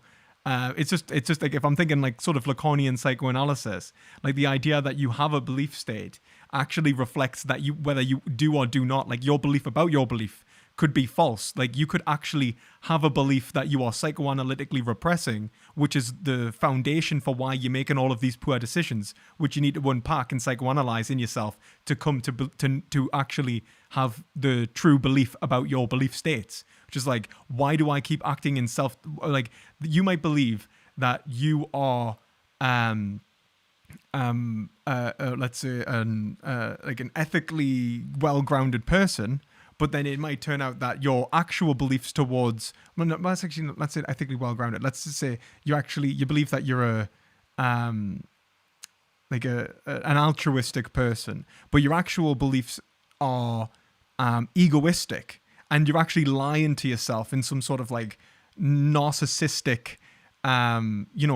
denial of criticism, like self-criticism. Do you see what I mean? And I think that could happen. Oh, yeah, there are a lot of people that, I mean, you can insert implicit biases, subconscious states. The whole notion of subconscious is that there's this lesser kind of awareness of these mental states. And there's a lot of debate in the literature that I have not read, so I'm not prepared to That's speak on the fine. That's topic. fine. I was just wondering. It was just interesting to kind of go down that rabbit hole a little bit. Right, Um, right. but But I love how little we spoke about particularism itself. But I found the conversation really interesting. I appreciate it. Yeah. Are you looking to go now? Are you? Because I don't know how long you've got actually. Is this My wife's about? about to get back, and we're supposed to. I don't know. We're supposed to watch a show together. That's So no problem. That's absolutely no problem. You enjoy your night. Tell your wife she's wrong about being a violinist. Like clearly wrong. Everyone should be a philosopher, right? No, but I guess like it probably need a part two, just for the fact that I think I'm just trying to understand what you mean even by sort of particularism in terms of like particular, because like I guess when I hear particular, I'm just moved straight into the sort of nominalist account for reality, almost, right? Like that particulars can exist. When I would say that reality is based in universality, it's so and so when we're talking about grounding these claims, one of the reasons why I try to truncate the conversation here is because I know that whatever we hop in, the next island is going to take us like twice it's as going to long. be a ride. So, but to quickly respond, I think that you could almost rebrand moral particularism as moral contextualism. No one calls it that, but the idea is that I think essentially to wrap it up, what I take moral particularism to be about is that hey, our moral lives, our behaviors, our actions, the way that we should, the meaning of life, all this is too messy and intricate, and really, we need to evaluate the context that we're in to kind of come to moral knowledge. We can do this without principles, and so that's how I understand moral particularism. I don't understand it anything more than that. There's Jonathan Dancy's view is there's points of disagreement. Like his account of reason is actually a lot more like yours. He doesn't ground reason in terms of intentional states like desires and beliefs and whatnot. And so there are points of disagreement there. But essentially, where he and I would agree is that moral truths can be derivative of our context and the situations we find ourselves in, rather than these principles. And that's how Yeah. I understand See, it. this is why, like beforehand, I was like, could you send us over something that you would? Is this someone that I'm like, what kind of particularism is this? Just trying to like understand, because I was like, send us something over, because I have no idea what to even engage with. No, it's okay, it's okay. Um, what I was gonna say just quickly is, if you do get the chance to check out Iris Murdoch's "The Sovereignty of Good," Let me go ahead. Sovereignty of God. "The Sovereignty of Good," Oh, good. Okay. right? I don't have like, my position's not in terms of, if you're taking a contextualist position built around that. I think I could make the case from there for what I would consider like um a I guess a generalist account, but that is modified by the context and the values that we perceive, right? Like, so this is where she comes up with the concept of perceptual reasoning, so that Okay. like we are actually being upon perceiving reality, we are reasoning it. And I would agree with that. I would say that there's a hermeneutic relationship between the concepts of let's say right and wrong and so on, and our application of those concepts. So, like, specifically any ontological concept, positive claim, essence, and our application of it would be a relationship between ourselves and individualistic contexts. And the individual context can give rise to a total different way of seeing reality. And she uses the example of a mother, like a mother-in-law, realizing that our daughter-in-law, who she thought was a kind of rude, vulgar person, was actually delightful and bubbly and all of this nice stuff, not because she's changed her position, but because she's reasoned it out from perceiving it. She's actually gained knowledge from the perception itself. Like, structures of values have been created. So when she looks at our daughter or our daughter-in-law, she sees someone different. She sees like closer to the truth there.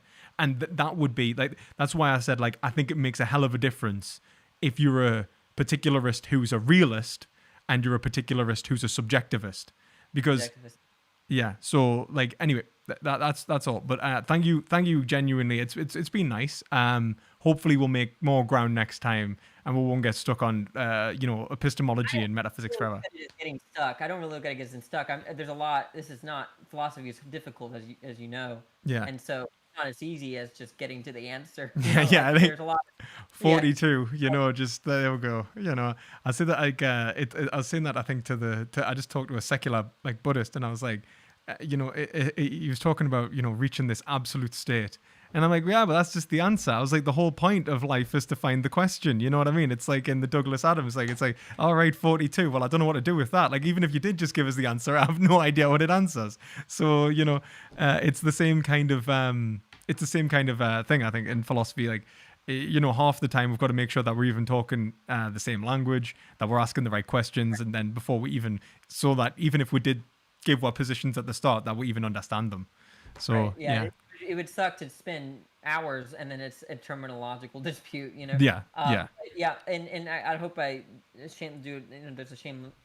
I want to link my channel or at least. Oh yeah, absolutely. And as well, anyone go subscribe to Phil Talk. I'll link your channel in the description. And yeah, you're a BA in philosophy, aren't you? Doing like postgrad. So And probably will apply to PhD. So my wife already got her doctorate degree in music performance, and I'm jealous. sorry, I can't hear you. Something's just happened to your mic there. Could you just It's messing with my man psyche or something. That's a joke. But sorry, sorry, what? your mic. I can't hear you properly. Sorry. Oh, is this better? That's much better. For whatever reason, like I think it was just the direction. It's directed mic. So like as soon as you moved away from, I just totally cut you off the cardioid. Like it just totally like you were totally out of the. Anyway, sorry. No, You I were, just said I'm getting my master's. I'm gonna finish next year. I might apply for the PhD program because my wife has a doctorate degree in music performance, and I'm very jealous. I'm jealous. I'm jealous. Yeah. My God, like I'm supposed to be doing a PhD and I'm getting messed over by my bloody university at the minute, which I'll not go into too much Sorry to detail. Yeah, but it's like essentially what me supervisor has been made redundant, or he's taken redundancy, and so them taking redundancy leaves me in a really precarious situation. So it's kind of sad. So be careful of academics. Like you want to be there when you're not there, and then when you are there, you're like, why the hell am I here? you know. I hope that works out for you. But yeah, I really do appreciate Yeah, the yeah. It's airtime. been fun, man. It's really been Great fun. discussion. It's been All right. fun, and I Have a look good one. forward to hopefully a future conversation. Have a nice night.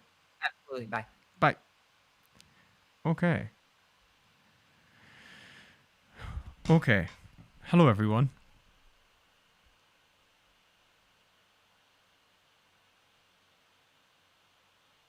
I have no idea what is going on in the chat. So yeah, that's something. This message retracted everywhere. Okay, how's everyone doing? Did you just enjoy that? Do you think that went well? What do you think? I couldn't actually look at the chat at all. Well,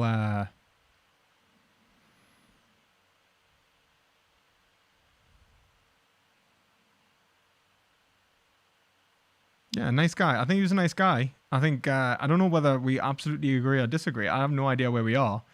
I'm gonna link his channel though, just so like everyone knows like who the guy is, because I think he deserves export. He's knowledgeable in philosophy. I don't think there's like a major disagreement with her or anything. I don't. No, I'm not sorry. I do think that he's like a decent philosopher, and that we'll both agree on, let's say, like appropriate discourse and stuff like that. He was very what's the word? I'm virtuous. We'll say virtuous.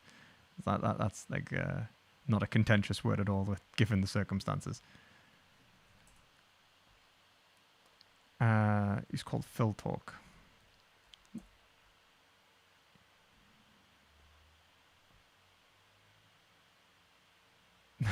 There is the. I just found that. I almost clicked on the bloody language. On the language channel that he was just mentioning as well. Okay, so yeah, so that's his channel, guys. And I'll put it in the description as well.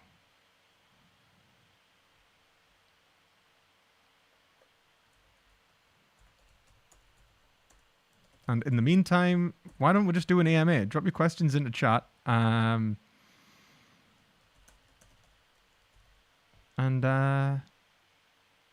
we'll do it.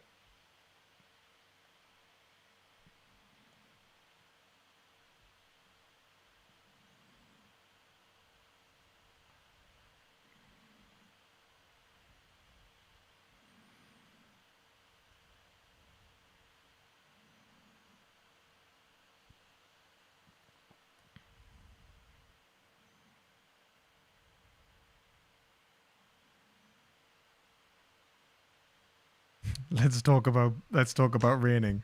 You know the thing about universal is, yeah, absolutely, that's exactly how that went down. I guess it's because like it depends. It's like when he says you can't, your perceptions can't be wrong. What do you mean? It depends on what you know, if he means just like your experience is your experience is actually real, like as in it's like a genuine experience and it's just purely like the immediacy of reality. Yeah, sure, but we can't ask and answer questions about that. So that's like self-evident. If you mean that it's like there is or is not a camera there, then yes, I do think that we can make knowledge claims about that. I'm a little jealous that this young philosophy Chad has a wife already. When will it be my turn? You're just not committed to philosophy enough if you get married. Laura, we're never getting married. I have to devote myself to the truth.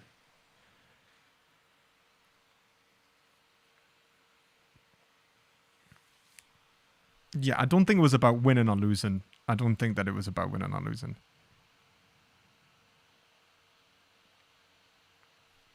You found it interesting. I never realized how sympathetic you were to Sellers. Yeah, like, well, like Brandon, like Sellers. I don't know Sellers through himself. I know Sellers through Robert Brandon. So,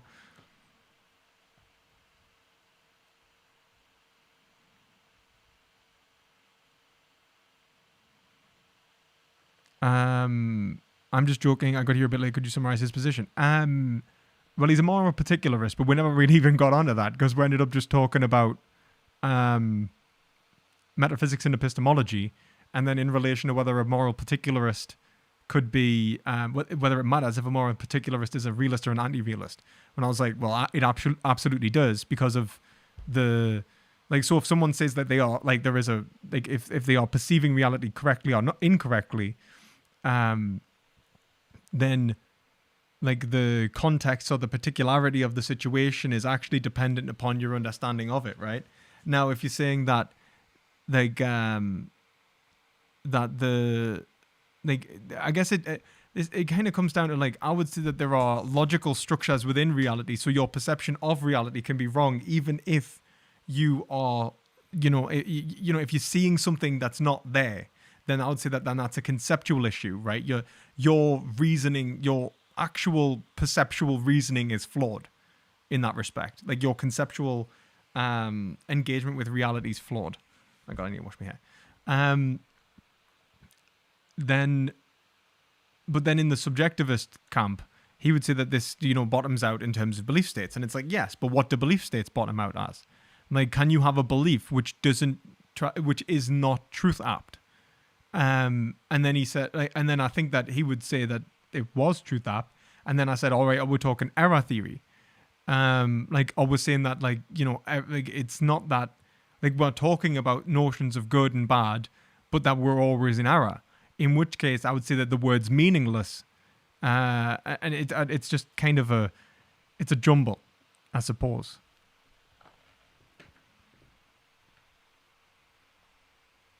Zombies are an argument for physicalism. I've never heard that before.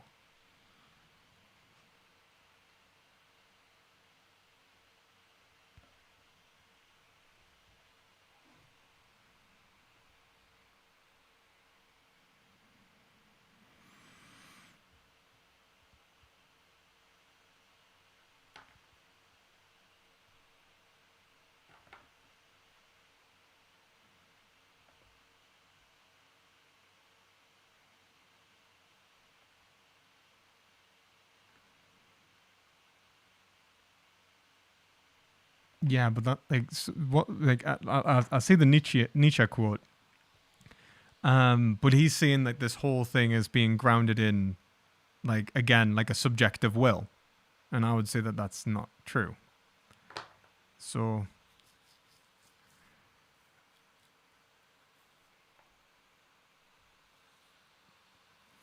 how would I debunk pantheism? Well, I would probably look towards like when we talk about God, or like it depends on how you define. I guess it depends on the pantheist more than anything. Like rather than saying pantheism, it depends upon the like the what they're attributing to God or not. If they're just saying like something like existence, and so universal existence is incorporated within whatever is, like, it's like divine simplicity, then I would say that the pantheistic argument isn't necessarily wrong, but the attribution of reality to the non-idealistic would be wrong. So, like, there would be a metaphysical error. So, like, the pantheist would be right that reality is God, right? Like, existence is God, in that respect. But they would be wrong to not attribute the, like, the function of God to God, if you understand. So it would be like God isn't inert, right? It's like that there is I'd say that there would be wrong to take say a physicalist account of reality, or I don't know, like a, trying to think of another way of looking at it actually. I mean, as long as that metaphysical account of reality was correct, I don't think there would be necessarily that much of a difference between them and a Hegelian, because then they would just say that reality actually emanates from subjects. So God would be, the accumulation of subjects, absolutely. So it would be absolute spirit. Do you see what I mean? So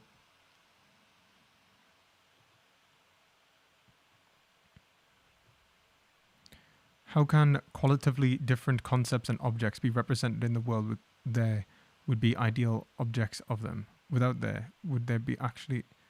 Am I reading this wrong? How can qualitatively different concepts and objects be represented in the world without there actually being ideal objects of them? Are you asking us, like, how could qualia be objectively represented in the world? Aye.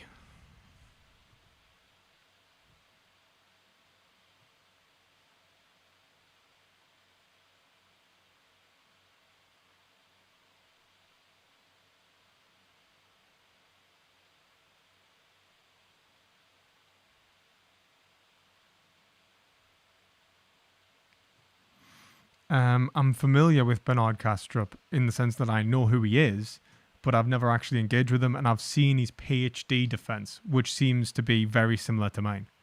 Like, his metaphysics seems to be very similar to mine. It actually seems to be really Hegelian, but he says he's never read Hegel, so that's... the piece zombie is behaviorally indistinguishable with someone consciousness but lacks it themselves, will still be motivations, beliefs, and thus construal of consciousness.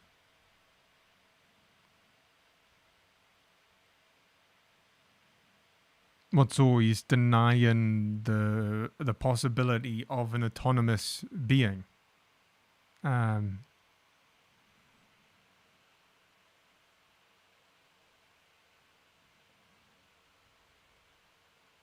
London.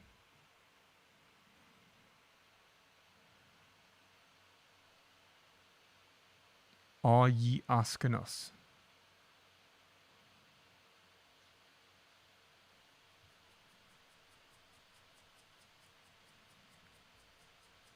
I agree, Ed, and I don't know what it means to have a belief or intention without a phenomenal state. I completely agree with that. Not sure about qualia, but for example, how can there be a tree be understood to be a tree without there being a platonic object of it? I mean, it ends up being qualitatively and complete, etc. I mean, like, I don't think that there necessarily needs to be a platonic object of it. There needs to be a conceptual, like, so, like, what you're saying is, like, is there a form of the tree? But then it's whether the form has to be a platonic object or whether it actually contains the essence of being a tree. It's whether the reality like, the reality of the world contains the essence or the nature of that thing, right? And I think that there's a yes and no to that. I think that nature itself is functionally constitutive functionally, yeah, I'd probably say functionally constitutive of subjective engagement with itself, right? So what I see as nature is, for example, a subject-object relationship would be the foundation of nature, right? And that probably seems a bit strange, but I'm an idealist. So, like, when I'm looking at this, I don't think that we're going beyond subjectivity into some sort of absolutely mind-independent realm. And so what defines nature is, I mean, if you talk about nature in its totality, it would be subjectivity. It would be the self. Which is why Hegel would see like nature as the totality of nature as like the face of God, or something like that. It was something like that from the philosophy of nature. But the actual like given natures of objects, I would say that there is subjects and objects, and subjects are the actual experiencing, and it's the continuous phenomenological experience of reality, whilst the phenomena themselves, like the objects, are produced determinately into like, so if we're talking about like subjectivity itself, it contains objects, right? Like as in it contains objectivity. I would say that subjectivity and objectivity are the same thing in mind itself, right? But then if we look towards what reality is made up of, and we aren't using, let's say, the broad explanation of mind, right? It's just a production of mind. Then I would say that the determinate object is given a conceptual reality which divests it from everything else, from other forms of being and non-being, by the attribution of a positive essence. So it's when, and then that positive essence is whether, so like if I have a givenness to nature, that would be how I already perceive. That'll be how I perceive it. That would be like I see a tree, or I see like brown and stuff like that, and it's individuated. It's not like a collective mush. It's been individuated by my mind and my senses, but it's not necessarily conceptually correct, right? The tree might not be there. But when I apply a concept to that experience, I'm giving universal meaning. Right? I'm trying to attribute an essence to it. I'm trying to say that the thing is that is a tree. It contains treeness. It's universally the case that it's a member of the species of, let's say, oak. And, you know, and it actually relates to all of the other trees in existence and all of the other oaks in terms of categories. And that's where I would say that, like, I'm not just seeing color, shapes, I'm not experiencing sounds and textures, and I'm not just moved by drives. I'm engaged in an intellectual endeavor there. I'm engaging with at the conceptual level. So, like,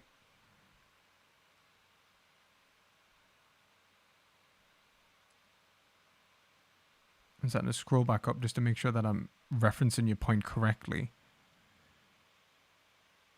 Like, so the essence of the tree would be in relationship to the subject-object relationship, which I believe to be correct. So in many ways, I'm underpinning it with an ethical foundation. I'm like saying, have I attributed the correct explanation of a tree so that I am able to function in the world as a subject? Have I objectified the world correctly as to allow my functioning to work? And not just work, but obtain the greatest expression of subjectivity.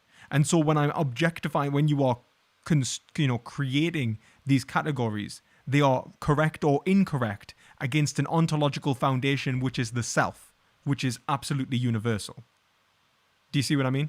So when we are expressing, when we're trying to understand a thing, we're actually trying to understand ourselves both literally in the sense that it is actually only occurring in experience, but also figuratively in the sense that I'm producing a positive essence as to allow me to engage with an object for self-satisfaction.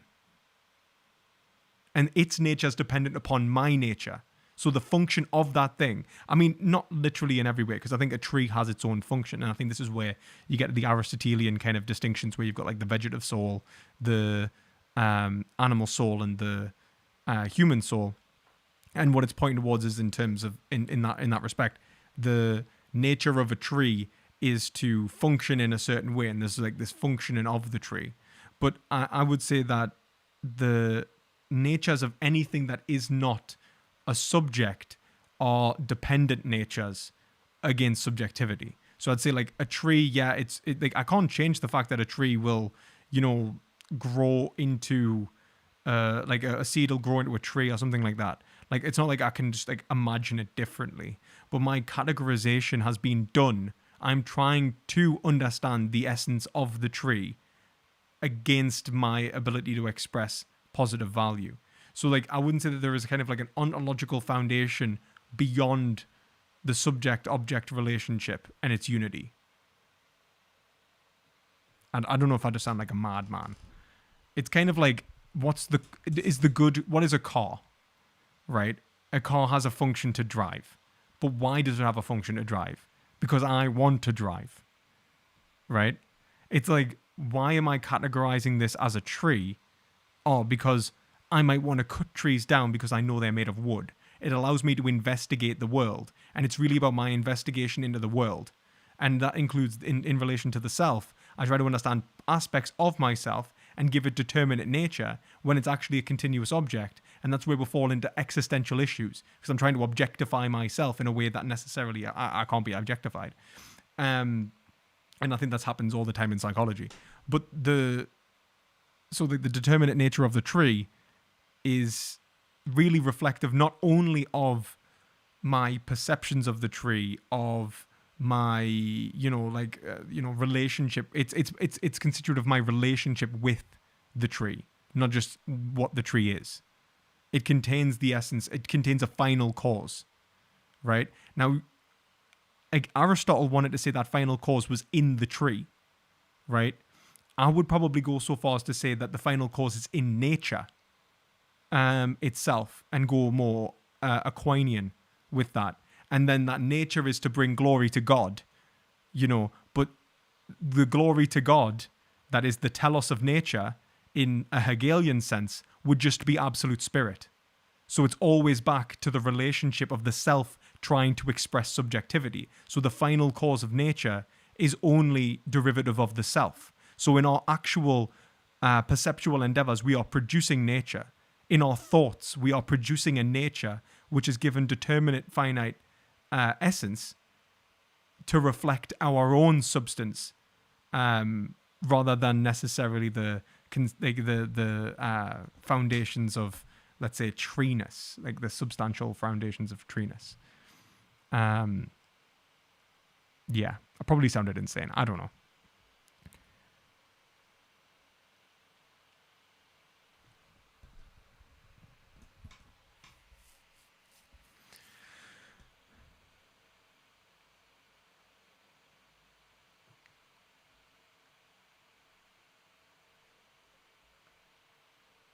Well, I would say the universe is the self, Zach.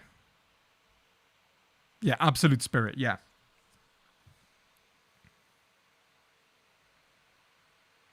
It would be reflected through absolute spirit.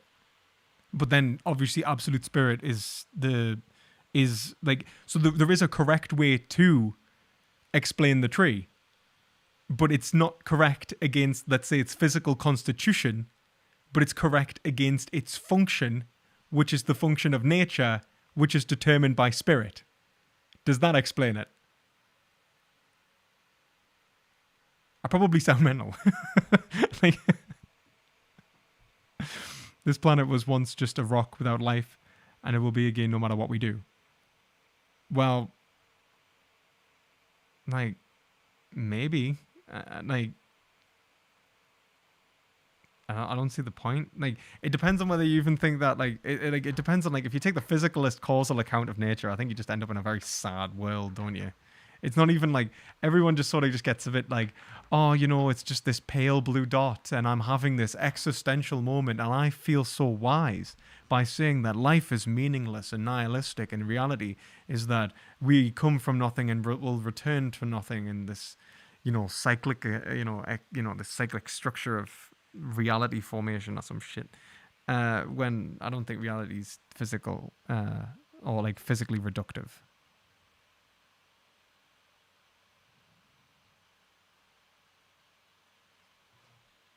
There is no nihilism. Reality is reality. Well, yeah, but like that doesn't dismiss, like, nihilists don't disbelieve reality, right? Like, I mean, it depends on what you mean. Like, I guess maybe the disbelieve truth. Some of them, depending on like the kind of nihilist we're talking about. I mean,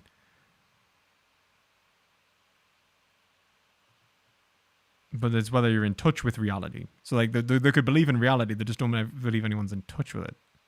Like the truth, they're never actually going to obtain truth values. So they don't even have to disbelieve that there is something which is, like, it's like they could even agree with something like Descartes or something and still be like a nihilist. I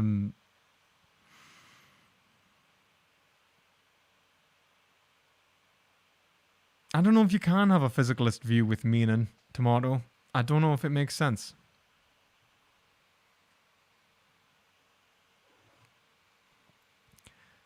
Seen any good movies or TV recently, like Midnight Mass, perhaps? I haven't seen that. I mean, do you mean like a specific Midnight Mass, or do you mean like the show or something?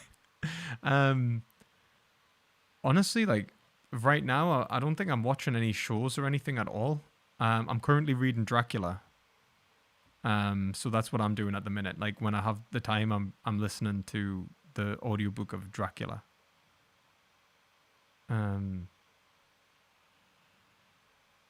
So that's pretty cool. I'm liking that. It's weird. It's weird. It's nowhere near as like brutal. It's nowhere near as brutal as a lot of the transformations of Dracula. It's quite like implied. Like a lot of the stuff is like he's lying like at night. He's in like Jack, what's it, Hawthorne? No, what's it called? Like Hawkins or something. Anyway, is like lying in a room in Dracula's castle, and he awakes to basically see the like the brides of Dracula or whatever, and he sees these like three beautiful women, like two like dark-haired women and one blonde woman who he's like absolutely encapsulated with. And obviously he doesn't realize he's being hypnotized at this point, and he realizes that later on, that he's like, they actually hypnotize him, and he's like, holy shit, they're luring us to me death. But he's just like, he awakes and he's like, wow, like I wonder if they're going to kiss me, kind of stuff. And then like they come over to him, and it's like his descriptions of how his heart's racing and how he's excited, and they're like about to bite his neck, and he's like really excited. And then Dracula bursts in, grabs one of them by the throat and throws her and stuff like that. It's like, whoa, this book's mental. I love this book. This is class. It's just such a good story, but it's not really like this gruesome. It's like just like it's got the details of like really like nice details of where like it makes it thrilling, but it's not like total gruesome facts and blood and gore and stuff like that. There's like sophistication to it, where it's like, okay, this is horror, but it's like horror done right. In that respect, almost a thriller.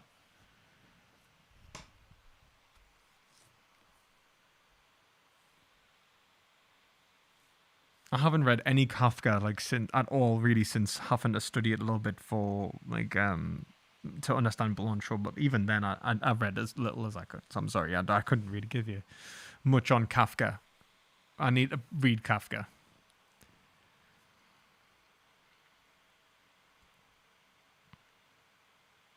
Hello, I've heard someone try to use Kant's categorical imperative to deny animals moral consideration. I think they're saying that they aren't rational agents. Does CI lead to the denial of animal rights? Well, like, I wouldn't say so necessarily, because you've obviously got Tom Regan and Korsgaard, who are both Kantians. But what they're arguing is that there needs to be a means-ends relationship established by something that can choose its own means-ends relationship, which is the Kantian argument for why rational agents are what matter.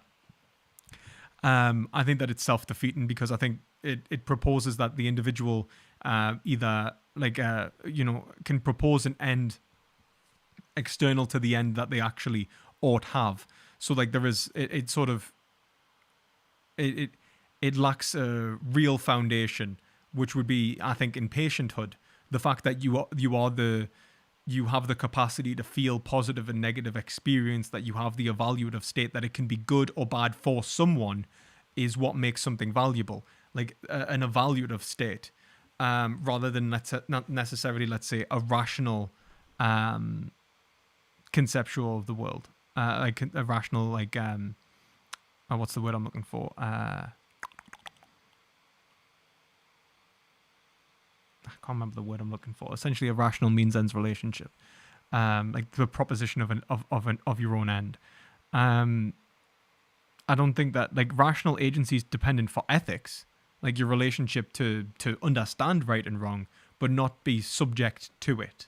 I would say that this is why self-consciousness. It's like self-consciousness would be our ability to understand what is right and wrong in many ways. Like it's our ability to understand the self, but to understand the self, there has to pre-exist a self. So if we are engaged in, let's say, ethics, which is the explanation of what is right and wrong, the right and wrong doesn't come from ethics. There had to have been a foundation from which of value that pre-existed ethical investigation. Like, why are we doing ethics if there's no reality beneath it? That reality is not that reality is not constructed by ethics. It's prior to ethics, which is why we do ethics. I hope that explains it. I haven't figured it out yet, have I not, Tomato? Have I not figured it out? You know, maybe you're right. Like, I know John Locke, he just basically says, like, it's like kind of like, you know, he just points to God. Maybe I just got to do that. It's like, well, how does it work? God. Just God. You know, just like, well, why can't matter think? God can do anything, you know? Why can't there be meaning in physicalism? I think it's just like more of like, I would probably just, I guess it's not like I'd probably just reject physicalism, man. I think that's just the kind of bread and butter of it. When will I react to Earthling Ed's video? Probably not today, but I will do that soon.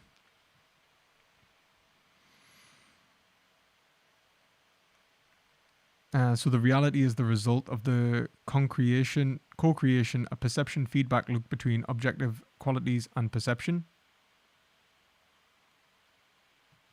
Yeah, probably. Yeah, probably. To the Kev. That sounds about right. And if I'm understanding you correctly, anyway.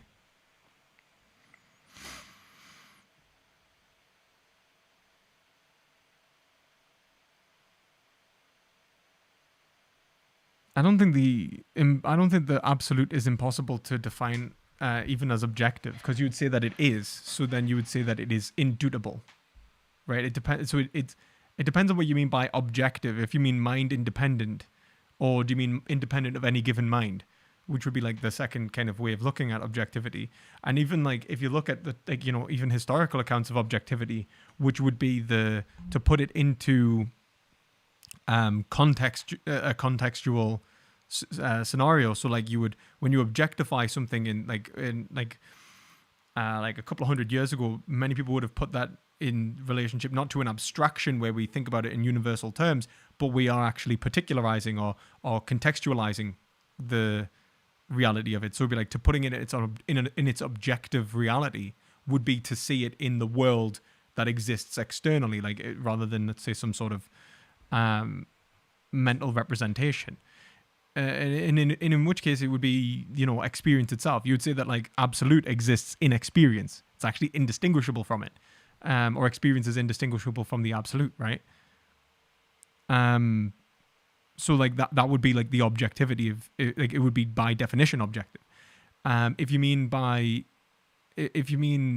objective in the sense that it's mind independent, And obviously, if you deny the existence of something being absolutely mind independent and you take an idealistic approach, then you would say it's independent of any given mind and that it must be the case. It's indubitable. And that I'd say that would make it objective. It would be necessary. So, yeah. How do you experience the conversation with unknown? How did you experience the conversation with unknown knowns philosophy? I thought it was really good. I think I was going to reply to it. Why do you sometimes refer to you as we? When do I refer to me as we? Do I understand? Do I ever say we as like me? I say like, are you referring to us saying is, us? You thinking I'm saying like us, not we? Like if you think I'm saying us, I'm actually saying is, and I'm just being a Geordie, and I mean like me.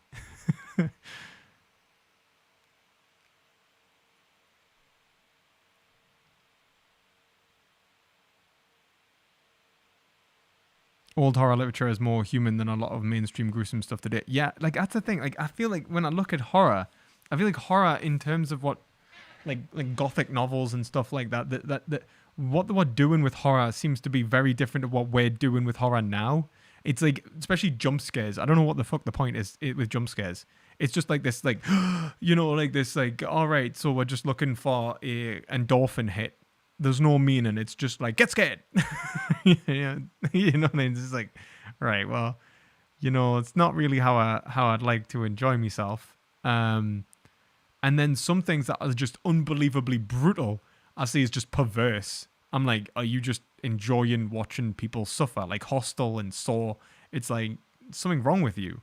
Like, like, like at least I mean Saw less so than Hostel even. Like Hostel is just like I don't know why anyone would watch those movies, right? Like unless there's something wrong with them.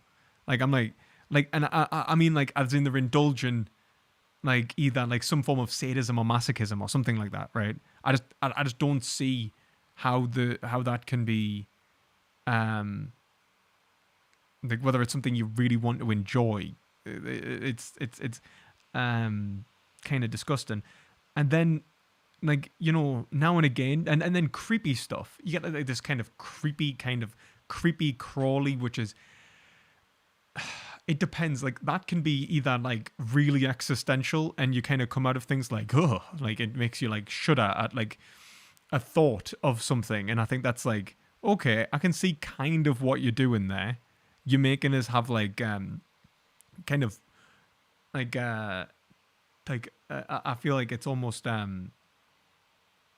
it kind of is evoking an understanding of reality, like in some respects.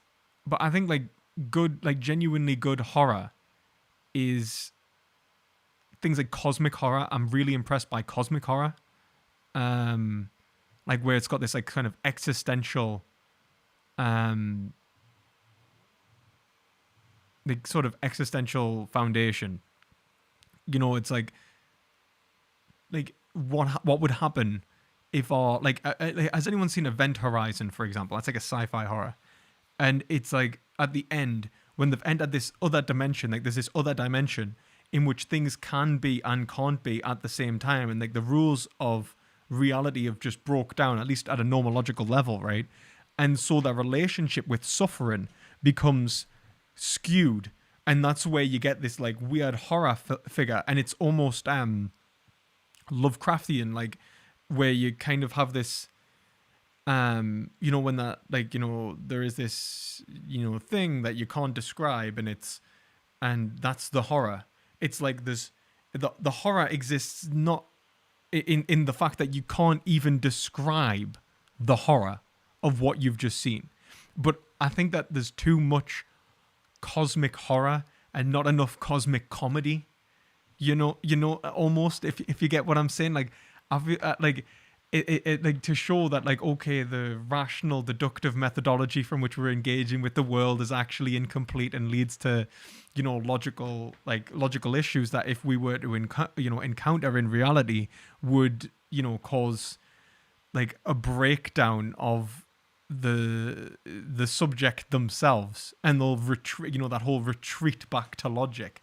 like is it like because of like paralogisms and stuff, or something going beyond the realm of logic or like the understandable, and so we just retreat back to the understandable. Um, I see the value in that, but I think that there is something in like sublimity, right? Like you look towards the perfect, the absolute, as something which is um, beautiful and desirable. So yeah, there is this fear of the absolute, but then there's also curiosity. There's also um, like positive emotional states in relation to it, and I think that that maybe needs to be explored a bit more, rather than just every time there's like this thing that changes shape and then it murders everyone, and even have it like so like I think like novels do this a lot better. I think in like at least in my experience, there's a little bit more nuance. It's not just that people are getting battered and just being like thrown about and stuff like that, but there is actually like concepts that are being radically tested, like they're being tested by the scenario, and it's just that's what's that it's like maddening, right? Like like it's the fact that you're like what the fuck, and you're like so like you can't even think in the scenario.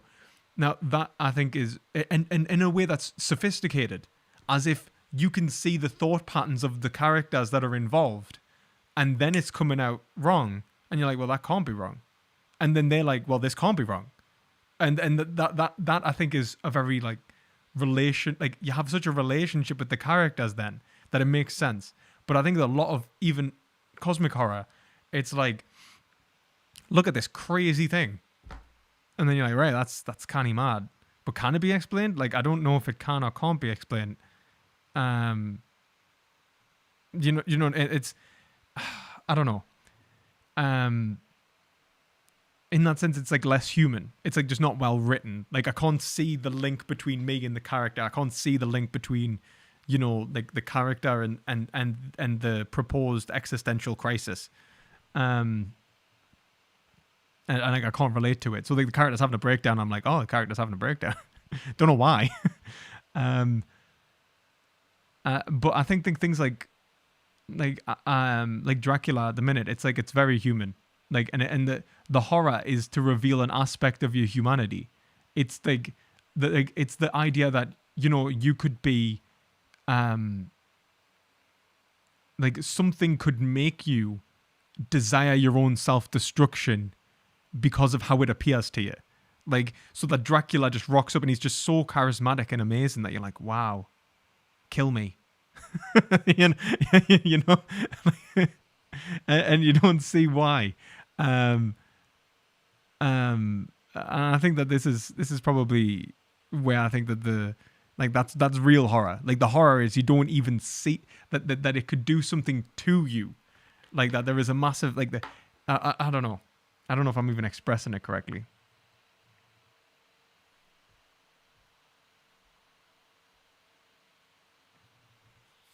What's your view on mereology? What's my view on mereology? You say I have no idea. Um,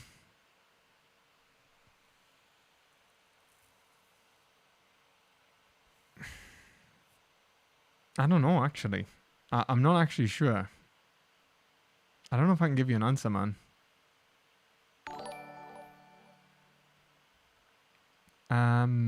There are.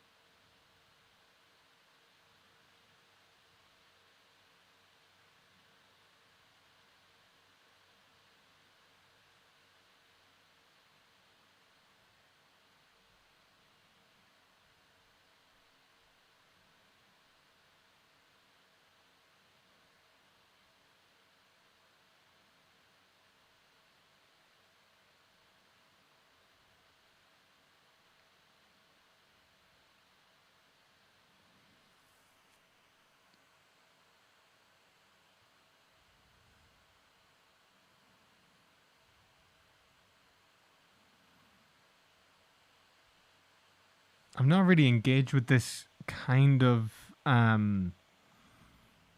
terminology that I'm reading, but if I'm understanding it correctly, I would probably say that I would say that there was I would say that the universality, obviously it's a relationship between, like, let's say, the part and the whole, right?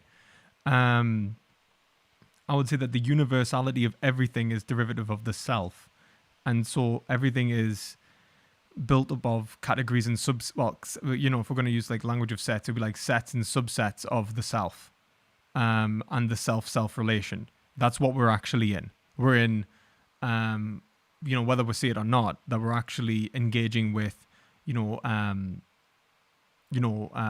sets and subsets of one universal set, which encompasses all of the sets, and that this production of sets is actually a way of explaining individual characteristics of things. Some things are only possible, can only be possibly understood as sets in that respect, which would be like hylomorphism. I would say, there are certain objects that can only be understood in relationship to being like mind, matter, mind and matter, fundamentally, but then to a myriad of different ways. Like, so for example, I can only understand like a microphone in relation to not only the capacity to create the electrical current that capture sound and turn it into electrical current, which is allowing me to have a conversation, but also for the purpose of doing that. And so that's probably where I would say, and that this is all a set. Like, this set is built up off of a function which is in relation to the universal function of the self, like the absolute. If that makes sense to you. If I'm even engaging with it correctly. Have I ever met Cheryl Cole or Ant and Dec? No, I've never met Cheryl Cole or Ant and Dec.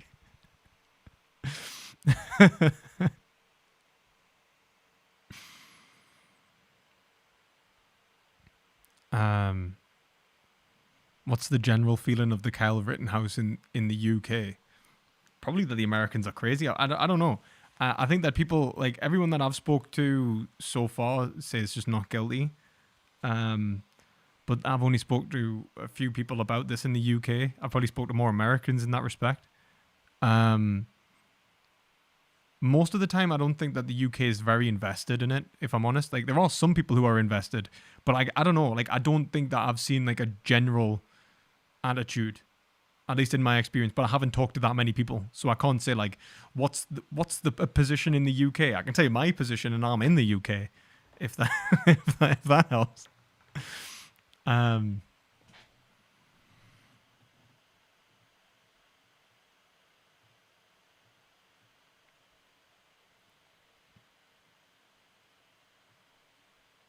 Divine Comedy. Yeah, exactly. Like Divine Comedy, man. Like almost the laughable folly of humanity, like to understand the like how just truly hopeless we are and just laugh about it.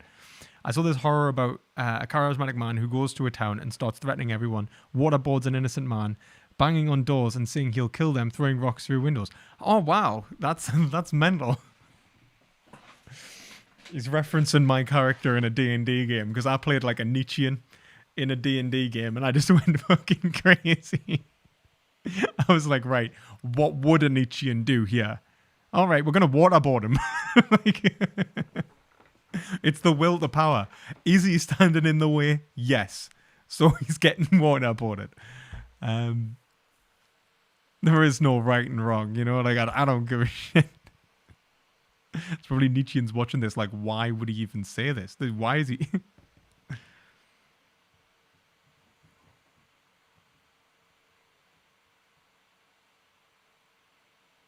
The more you know, the more insane you become in Lovecraft. That's what I think is interesting. Kind of, yeah. I mean, I don't know about if I would say that knowledge. You'd be like, the more. It's almost this paradox. Like the more you know, the more you realize you don't know. It's like the more you know, the more you know. Like the more you know, the more you know that you don't know. So it's like knowing that you don't know is like this maddening, maddening conceptual relationship with the with yourself in a Lovecraftian world, which drives you mental. Which I think is really weird. Blah blah blah. Do you think that Kantian deontology is comparable with natural rights theory? No, I think specifically for the fact that it's ungrounded. I think that like Hegel is much more comparable to natural rights theory, specifically because it's grounded conceptually and not just formally. Yeah.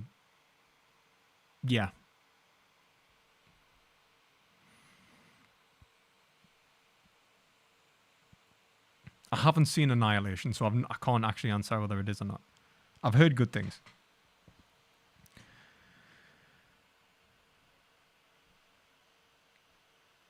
I'm vegan. Well done, Tiny Pet. Well done. What's my favorite of favorite movies? I don't know. Lord of the Rings, Star Wars. Shit. Interstellar was pretty good. I like that. I'm actually trying to think of like what would be my actual favorite movies. Like where I'm like, wow, that's. I really did enjoy Lord of the Rings. I really do enjoy Lord of the Rings. Favorite movies. Oh, thank you for the donation. Ender was up donated £5. For veganism, how do you justify killing animals in crop production, or metal production, or medicine, etc.? It seems to become a harm reduction argument, which can be easily argued against. I don't think a harm reduction argument is how you should argue for veganism, but rather like in terms of rights and intentions, like intentional states and stuff. So if like I'm producing metal, or I'm engaging like in crop production and metal production because it's my obligation, and like medicine is the same. It'd be my obligation because I have an obligation to the other. How I respect that obligation to the other as normative. My obligations to some are greater than my obligations to others. So I can produce crops because I have a greater obligation to feed myself and my family than to save animal lives. Now, if I can fulfill both, that only makes sense as if the like the rule of double effect can only really come into play if there is a negative entailed by the positive. So if I have a positive obligation that entails a negative outcome, or a rejection of another obligation, then I'm only taking the higher order obligation, right? So I have a greater obligation here than I do there, so I choose this obligation. Unfortunately, it causes this rights violation. Now, in terms of how we look at crop production, that's how we would look at it. Now, if we can avoid that issue, then we should. So then that's why I would say like we should move from crop production in the way that we do, like in the monocropping and blasting it with pesticides and using industrial farming equipment which is inconsiderate of animal lives and stuff like that, to a more sustainable farming approach. What approach that is, I'm not too sure on just yet. I know that people promote permaculture, vertical farming, veganic farming, and like different things like that. So but yeah, that's how I would justify it. Thanks, Endo. What's up? What are my favorite movies? I don't know, man. Like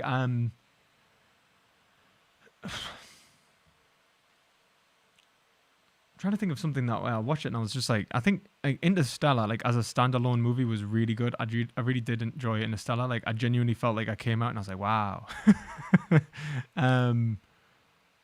What else? I'm trying to think. Shutter Island was really great. I really enjoyed Shutter Island. I'd probably say Shutter Island's one of my favorite movies. Trying to think of something a little bit more lighthearted, like a favorite comedy or something. I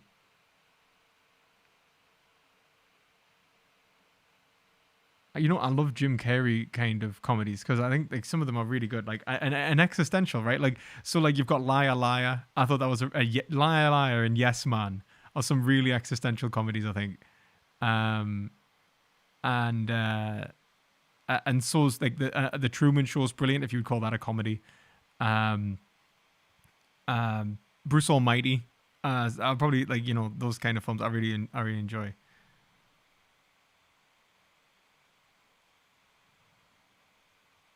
If you're asking like horror film wise, it'd probably be something like The Shining or 1408. They're really I enjoyed them. Bridget Jones's Diary, such a classic. Children of Men. Oh wait a minute, Children of Men was really good. So was the is it is it The Prestige? The Prestige was a really good film. I really enjoyed The Prestige. Trying to think of some other ones. Christian Bale films in general, like the Machinist. That's really good.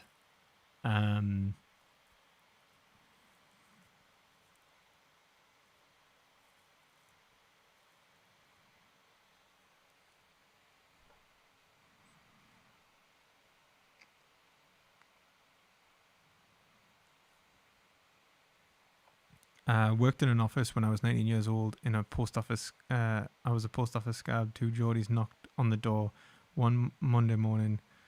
We are your help. Me dad, he does drosses cans like that in the bin. I don't even know what was that? Worked in an office when I was 19 years old. I was a post office scab. Two Geordies knocked on the door one Monday morning. We are your help. Me dad, he drosses cans like that into the bin. I have no idea what you're saying there, Norma Keena. I have no idea.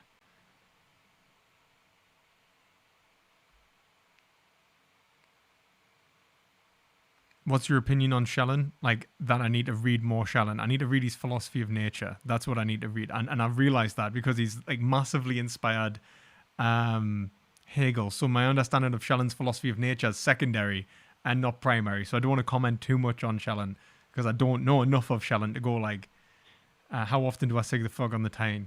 All the time. If I'm not on stream, I'm singing the Fog on the Tyne. I can't even hum it. But that, but that itself is inverted to the law. Right.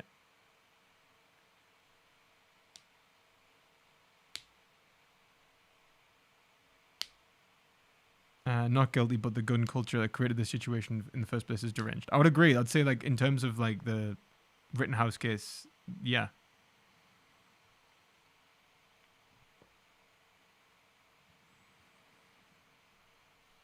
Love Geordie English. It's not English, is it? It's just, and yeah, you're right, Tomato. It is Geordie with a G. I wasn't going to correct that. I didn't. And the reason it's Geordie with a J, apparently, I got told this recently, is because we used to fight against the Scotch for King George. So we got known as the Geordies for fighting the Scotch. And everyone calls us Scotch.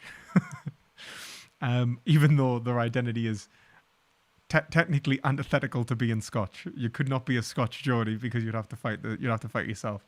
But maybe that's what we're all doing.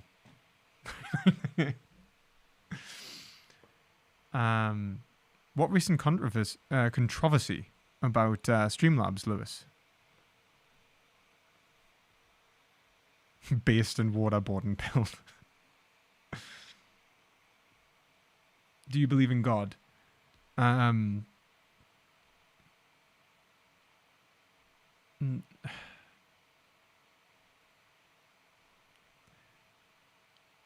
It's a hard question to answer.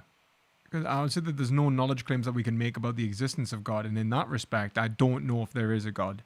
I believe in like absolute spirit. But about the current existence of a perfectly conceivable being, I do not know, would be my response. A perfect conceivable being. If your child came out as a wee analytic noob, would you ever do the right thing?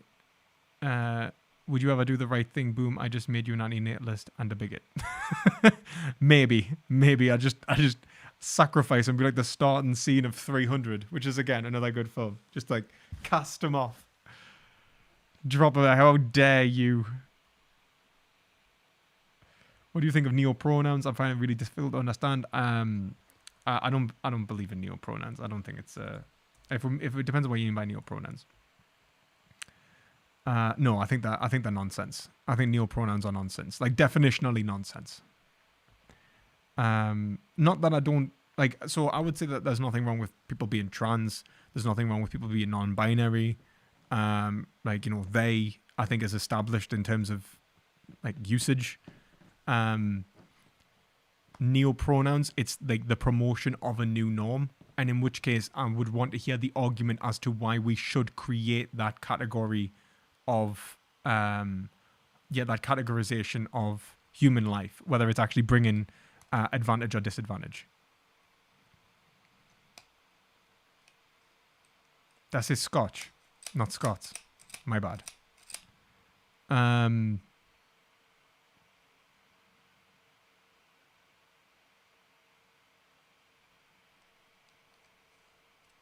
Got mittens. Are you asking us to say got mittens?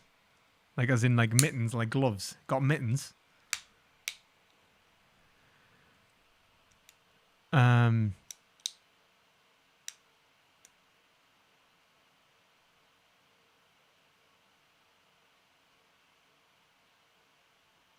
don't even know what that says. Cacti are amazing. Gooning and batting at the gig. I don't play any instrument. Well, John Frusciante. I don't. I used to play the saxophone when I was young. At least like somewhat. I learned to play it a bit. Thanks for the follow, man. I used to play the saxophone for a bit when I was young. But I didn't continue. I couldn't continue actually because I couldn't afford a saxophone. But I then picked up guitar for a while. I've been wanting to get back to guitar. Like, I don't know how to play the guitar really, and me and the girlfriend who knows how to play the guitar really well, who like studied it like for years and stuff like that. She's give up. Well, she didn't give up. Well, she kind of gave up. She stopped playing, and she's wanting to get back into it, and I want to learn the guitar. So.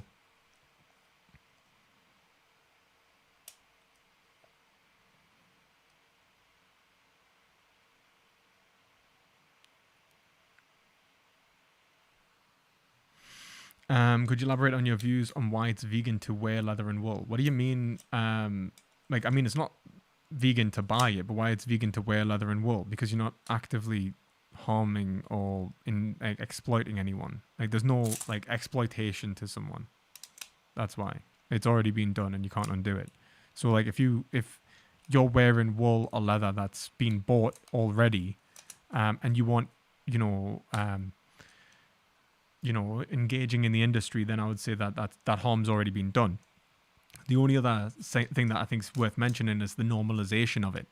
But that depends upon, like, if you have the economic means to replace your wardrobe, and you think that the normalization of these products could lead to greater harm, the greater exploitation and inconsideration of animals than necessarily the production of another product which is made of like synthetic materials or something like that, then fair enough. But I think often you're not really normalizing it. People don't often know what the material's made of, unless you're going around saying like, I'm wearing real leather or I'm wearing real wool or something like that. So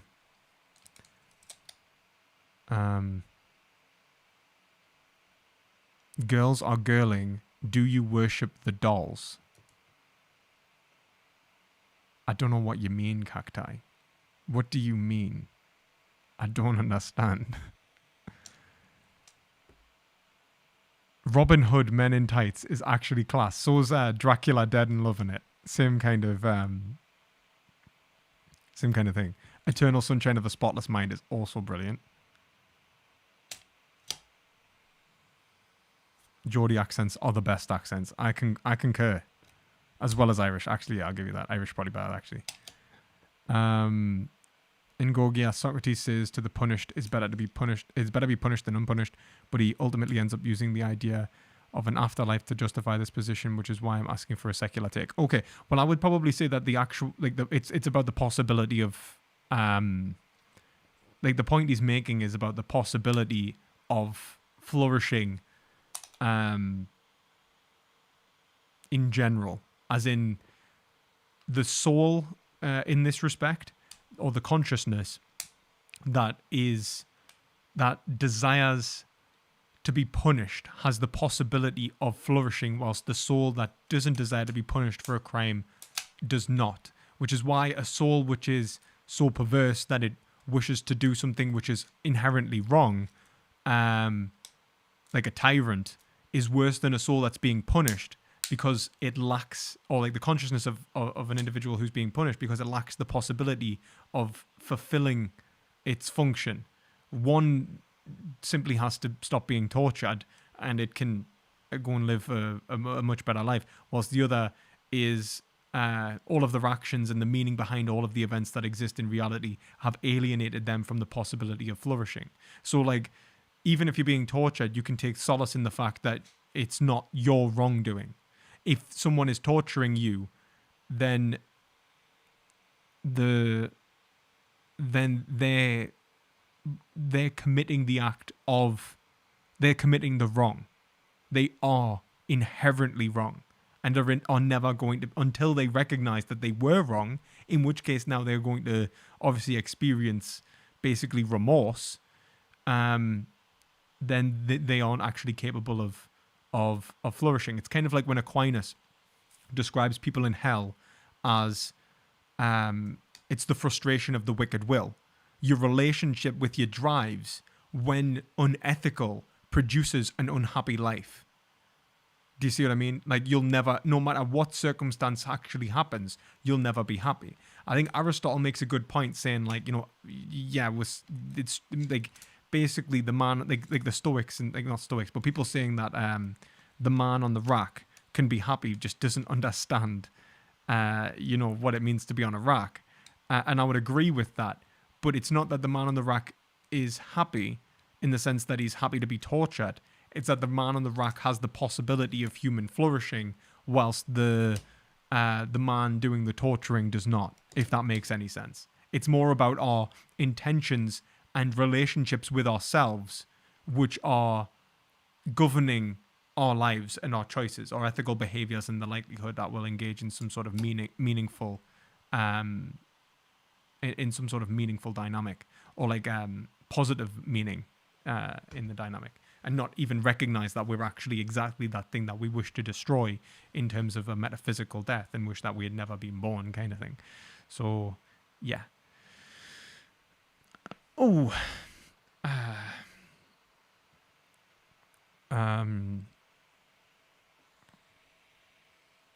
Do I think that Marx was a class reductionist?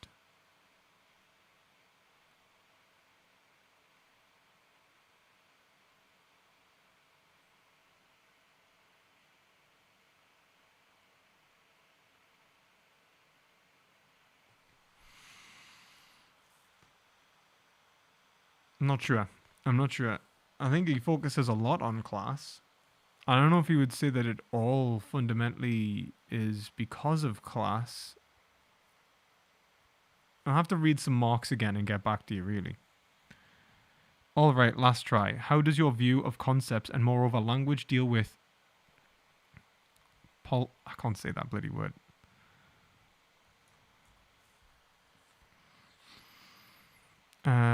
Especially if you're semantic externalist, not positive. You are, but you seem to be sympathetic. Okay, so how does your view language deal with multiple meaning when you're...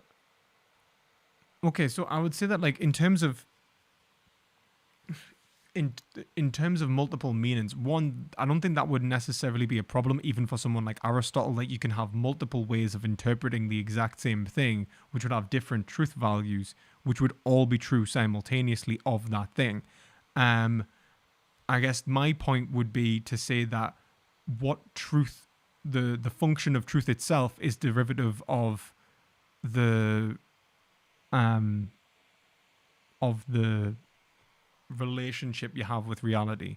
So I would probably say that, like, the multiple meanings that are produced are directly in relation to certain functional states from which you adopt, and those functional states are reflected or judged against whether you actually would or would not live a good life, as in actually obtain the expression of your subjectivity, if that makes sense. So in that respect, there can be, like, there are like there are, let's say there was an infinite possible ways of explaining the world, infinite meanings that it could exist in the world, so long as people mutually agreed upon a language game. The only meanings that would be like the correct way of explaining the world would relate back to the function of the would relate back to an ethical foundation, not necessarily like an ethical the metaphysics of ethics. Really, it'd be like the ethical reality of why we engage in these like means ends endeavors, which could be anything like creating syllogistic investigations into one subject, like say geography or geometry, rather than let's say medicine. But these are both modes of explaining the world. It's whether that these meanings actually fit. When we talk about the fittingness of the concept, it's not just about its appropriateness to be applied to an object externally in some sort of like it actually contains the essence of X. It's that whether it actually obtains the reality of the self, whether it actually expresses the function of the self. I hope that explains that.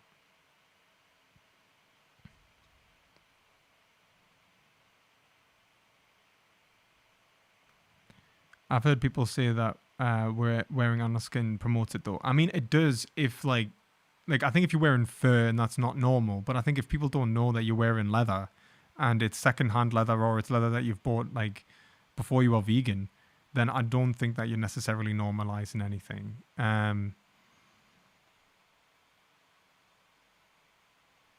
So forget guitar, learn computer and make house.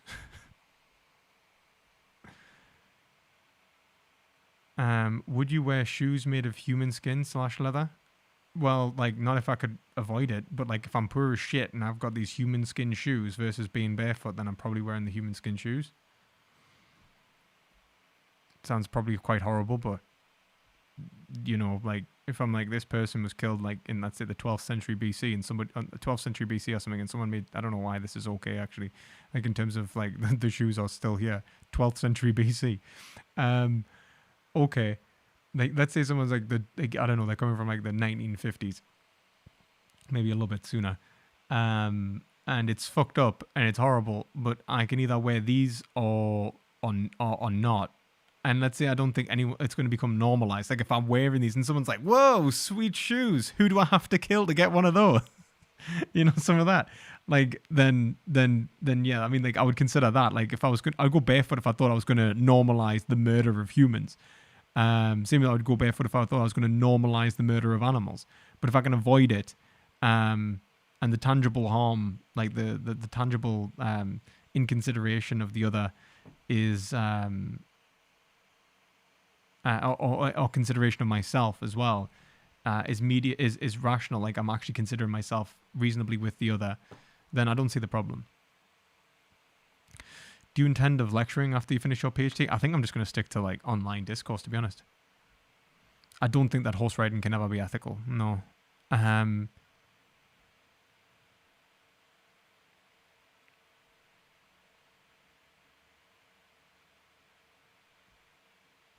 Pretending that animal cruelty could be averted, would you be vegan just for like global warming? Probably. I mean, like, probably. What do I get at the chippy as a vegan? I get, well, like there's a vegan chippy now. So like there's Visa guys that's not far from me. So I can get like cheesy chips and garlic sauce. I can get like barbecue chicken pizza and stuff, like vegan barbecue chicken pizza and stuff like that. And like garlic sauce with that, which is really great. And then I would say like if I'm just getting from a normal chippy, I'll get chips and mushy peas. I normally get chips and mushy peas. I saw Travis Barker riding some donkeys yesterday and was surprised because he's vegan. That's not vegan. What Socrates? That's not what Socrates says. That's a side point about the soul is eternal. Like I'm pretty sure someone asked us for a secular take of a Socratic position, not the Socratic position.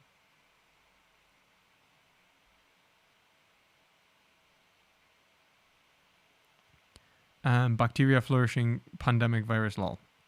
Also, what seems to play into religious types of association between schizo and having the divine knowledge of something? I have no idea what you're referring to there, man.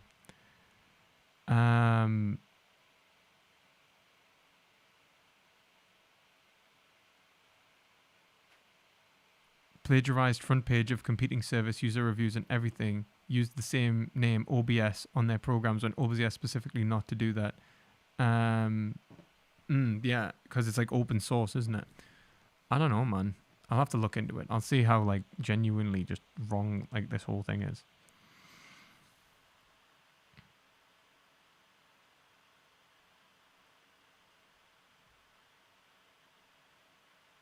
Yeah, I would agree. Socrates says there's no way of getting away from your crimes unless you pay. But that's restorative justice. You're restoring the subjectivity of the individual to like a rightful state. You know, you're essentially paying your debt.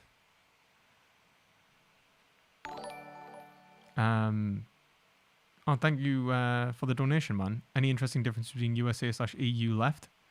I think ours is very much like labor movement based, whilst the USA seems to be like very secular.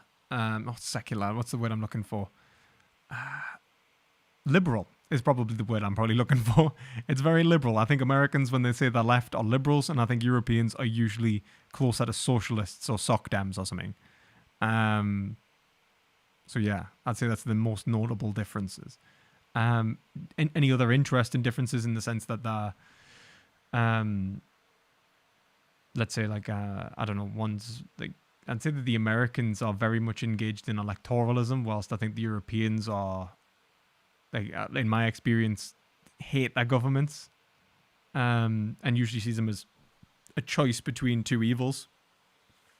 Probably the things that I normally see. Like, I don't know a British person that likes any of the parties. Like, I never, like, I don't know anyone who actually goes like, oh, you know what party's really good. No, they hate them all. Like, I don't know a British person that like genuinely goes like, these politics. I like Dennis Skinner, for example, as a politician, and I like Jeremy Corbyn. But most people, like they'll go like, oh, I like this one, I like that one. But if you go like, what do you think of politicians? Bastards, all of them. You know, I don't see Americans talk like that. What's my favorite vegetable? Am I allowed to say a potato? I don't know, probably a potato. I don't know, broccoli, probably, in that sense. Oh, God. Go on. There you go. Just, potatoes on hand, because we're vegans.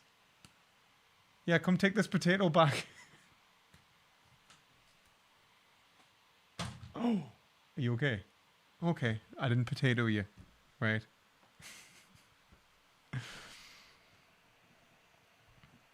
Yeah, wearing fake leather could also normalize leather. Yeah.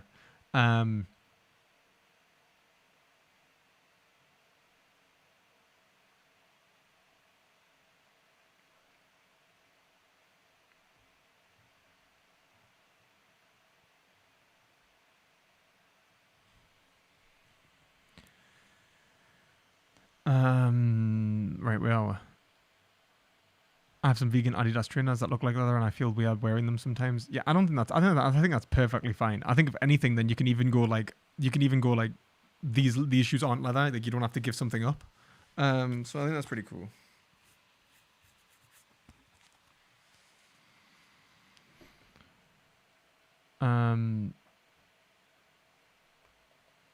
What do you think we can do? What do you think we can improve with how we currently do science? I think that just in terms of how we approach the methodology, I think that the presuppositions need to be challenged more. Like the explanations of the data rather than just the data itself, like how we actually engage with the empirical reality that is beset us,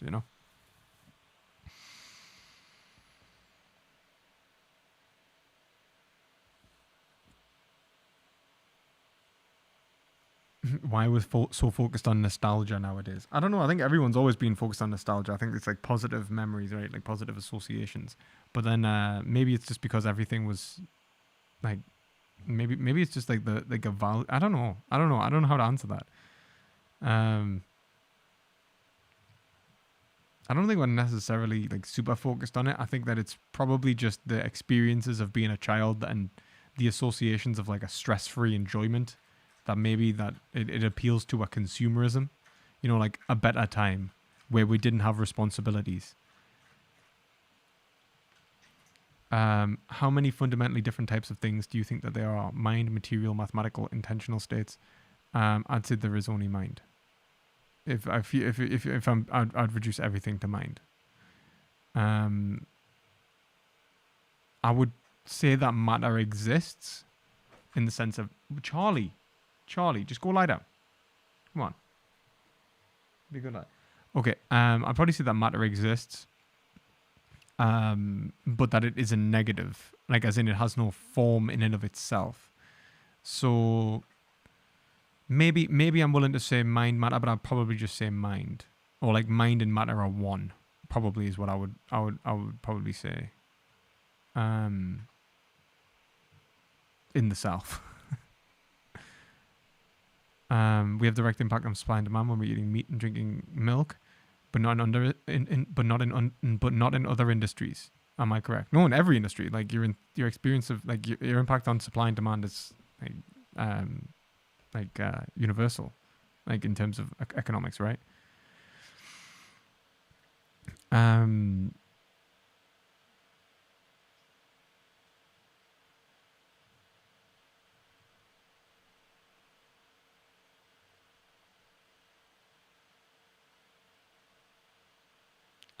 But if words are only established by means of a language game via social relationships and two agents use the same sentence that has two different meanings, does this not spell trouble? Absolutely. But then I would say that the foundation of the language game is against a reality from which you're actually trying to achieve a goal. It's like language is a form of equipment, and so we appeal to the function of what we're actually trying to obtain. It's like. You're kind of like, well, why are you doing that? just confusion. I think yeah. Am I a bad person for supporting Germany from 1933 to 1935? Yeah, you're a bad person for supporting Nazis. Like, what are you talking about? Like, absolutely, you're absolutely wrong.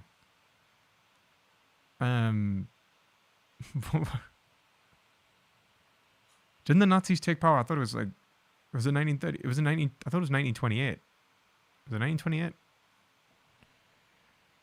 How often do you have to feed your jellyfish? Every 5 minutes.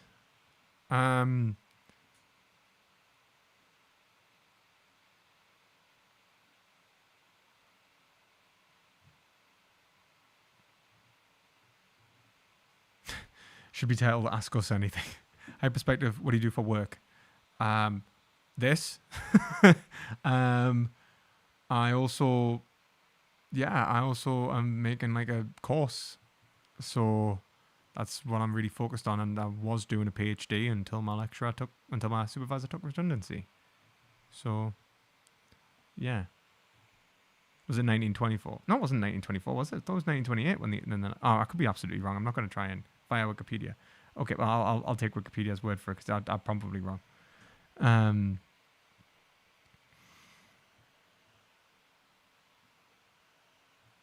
Would you consider it vegan to have a vegan diet? But if people ask, you just basically pretend that you're a meat eater. No, I'd say that's actively going against like veganism. You're actually trying to you're normalizing, you're preventing the normalization of veganism. So I'd say that was bad. Non-vegan in that respect. UK fella here, big Labour and Starmer fan. I don't know how much I agree with Starmer, man. I miss Corbyn. I want Corbyn back, but I'm just living in cook 'em, mash 'em, stick 'em, put 'em in a stew. Exactly. Okay.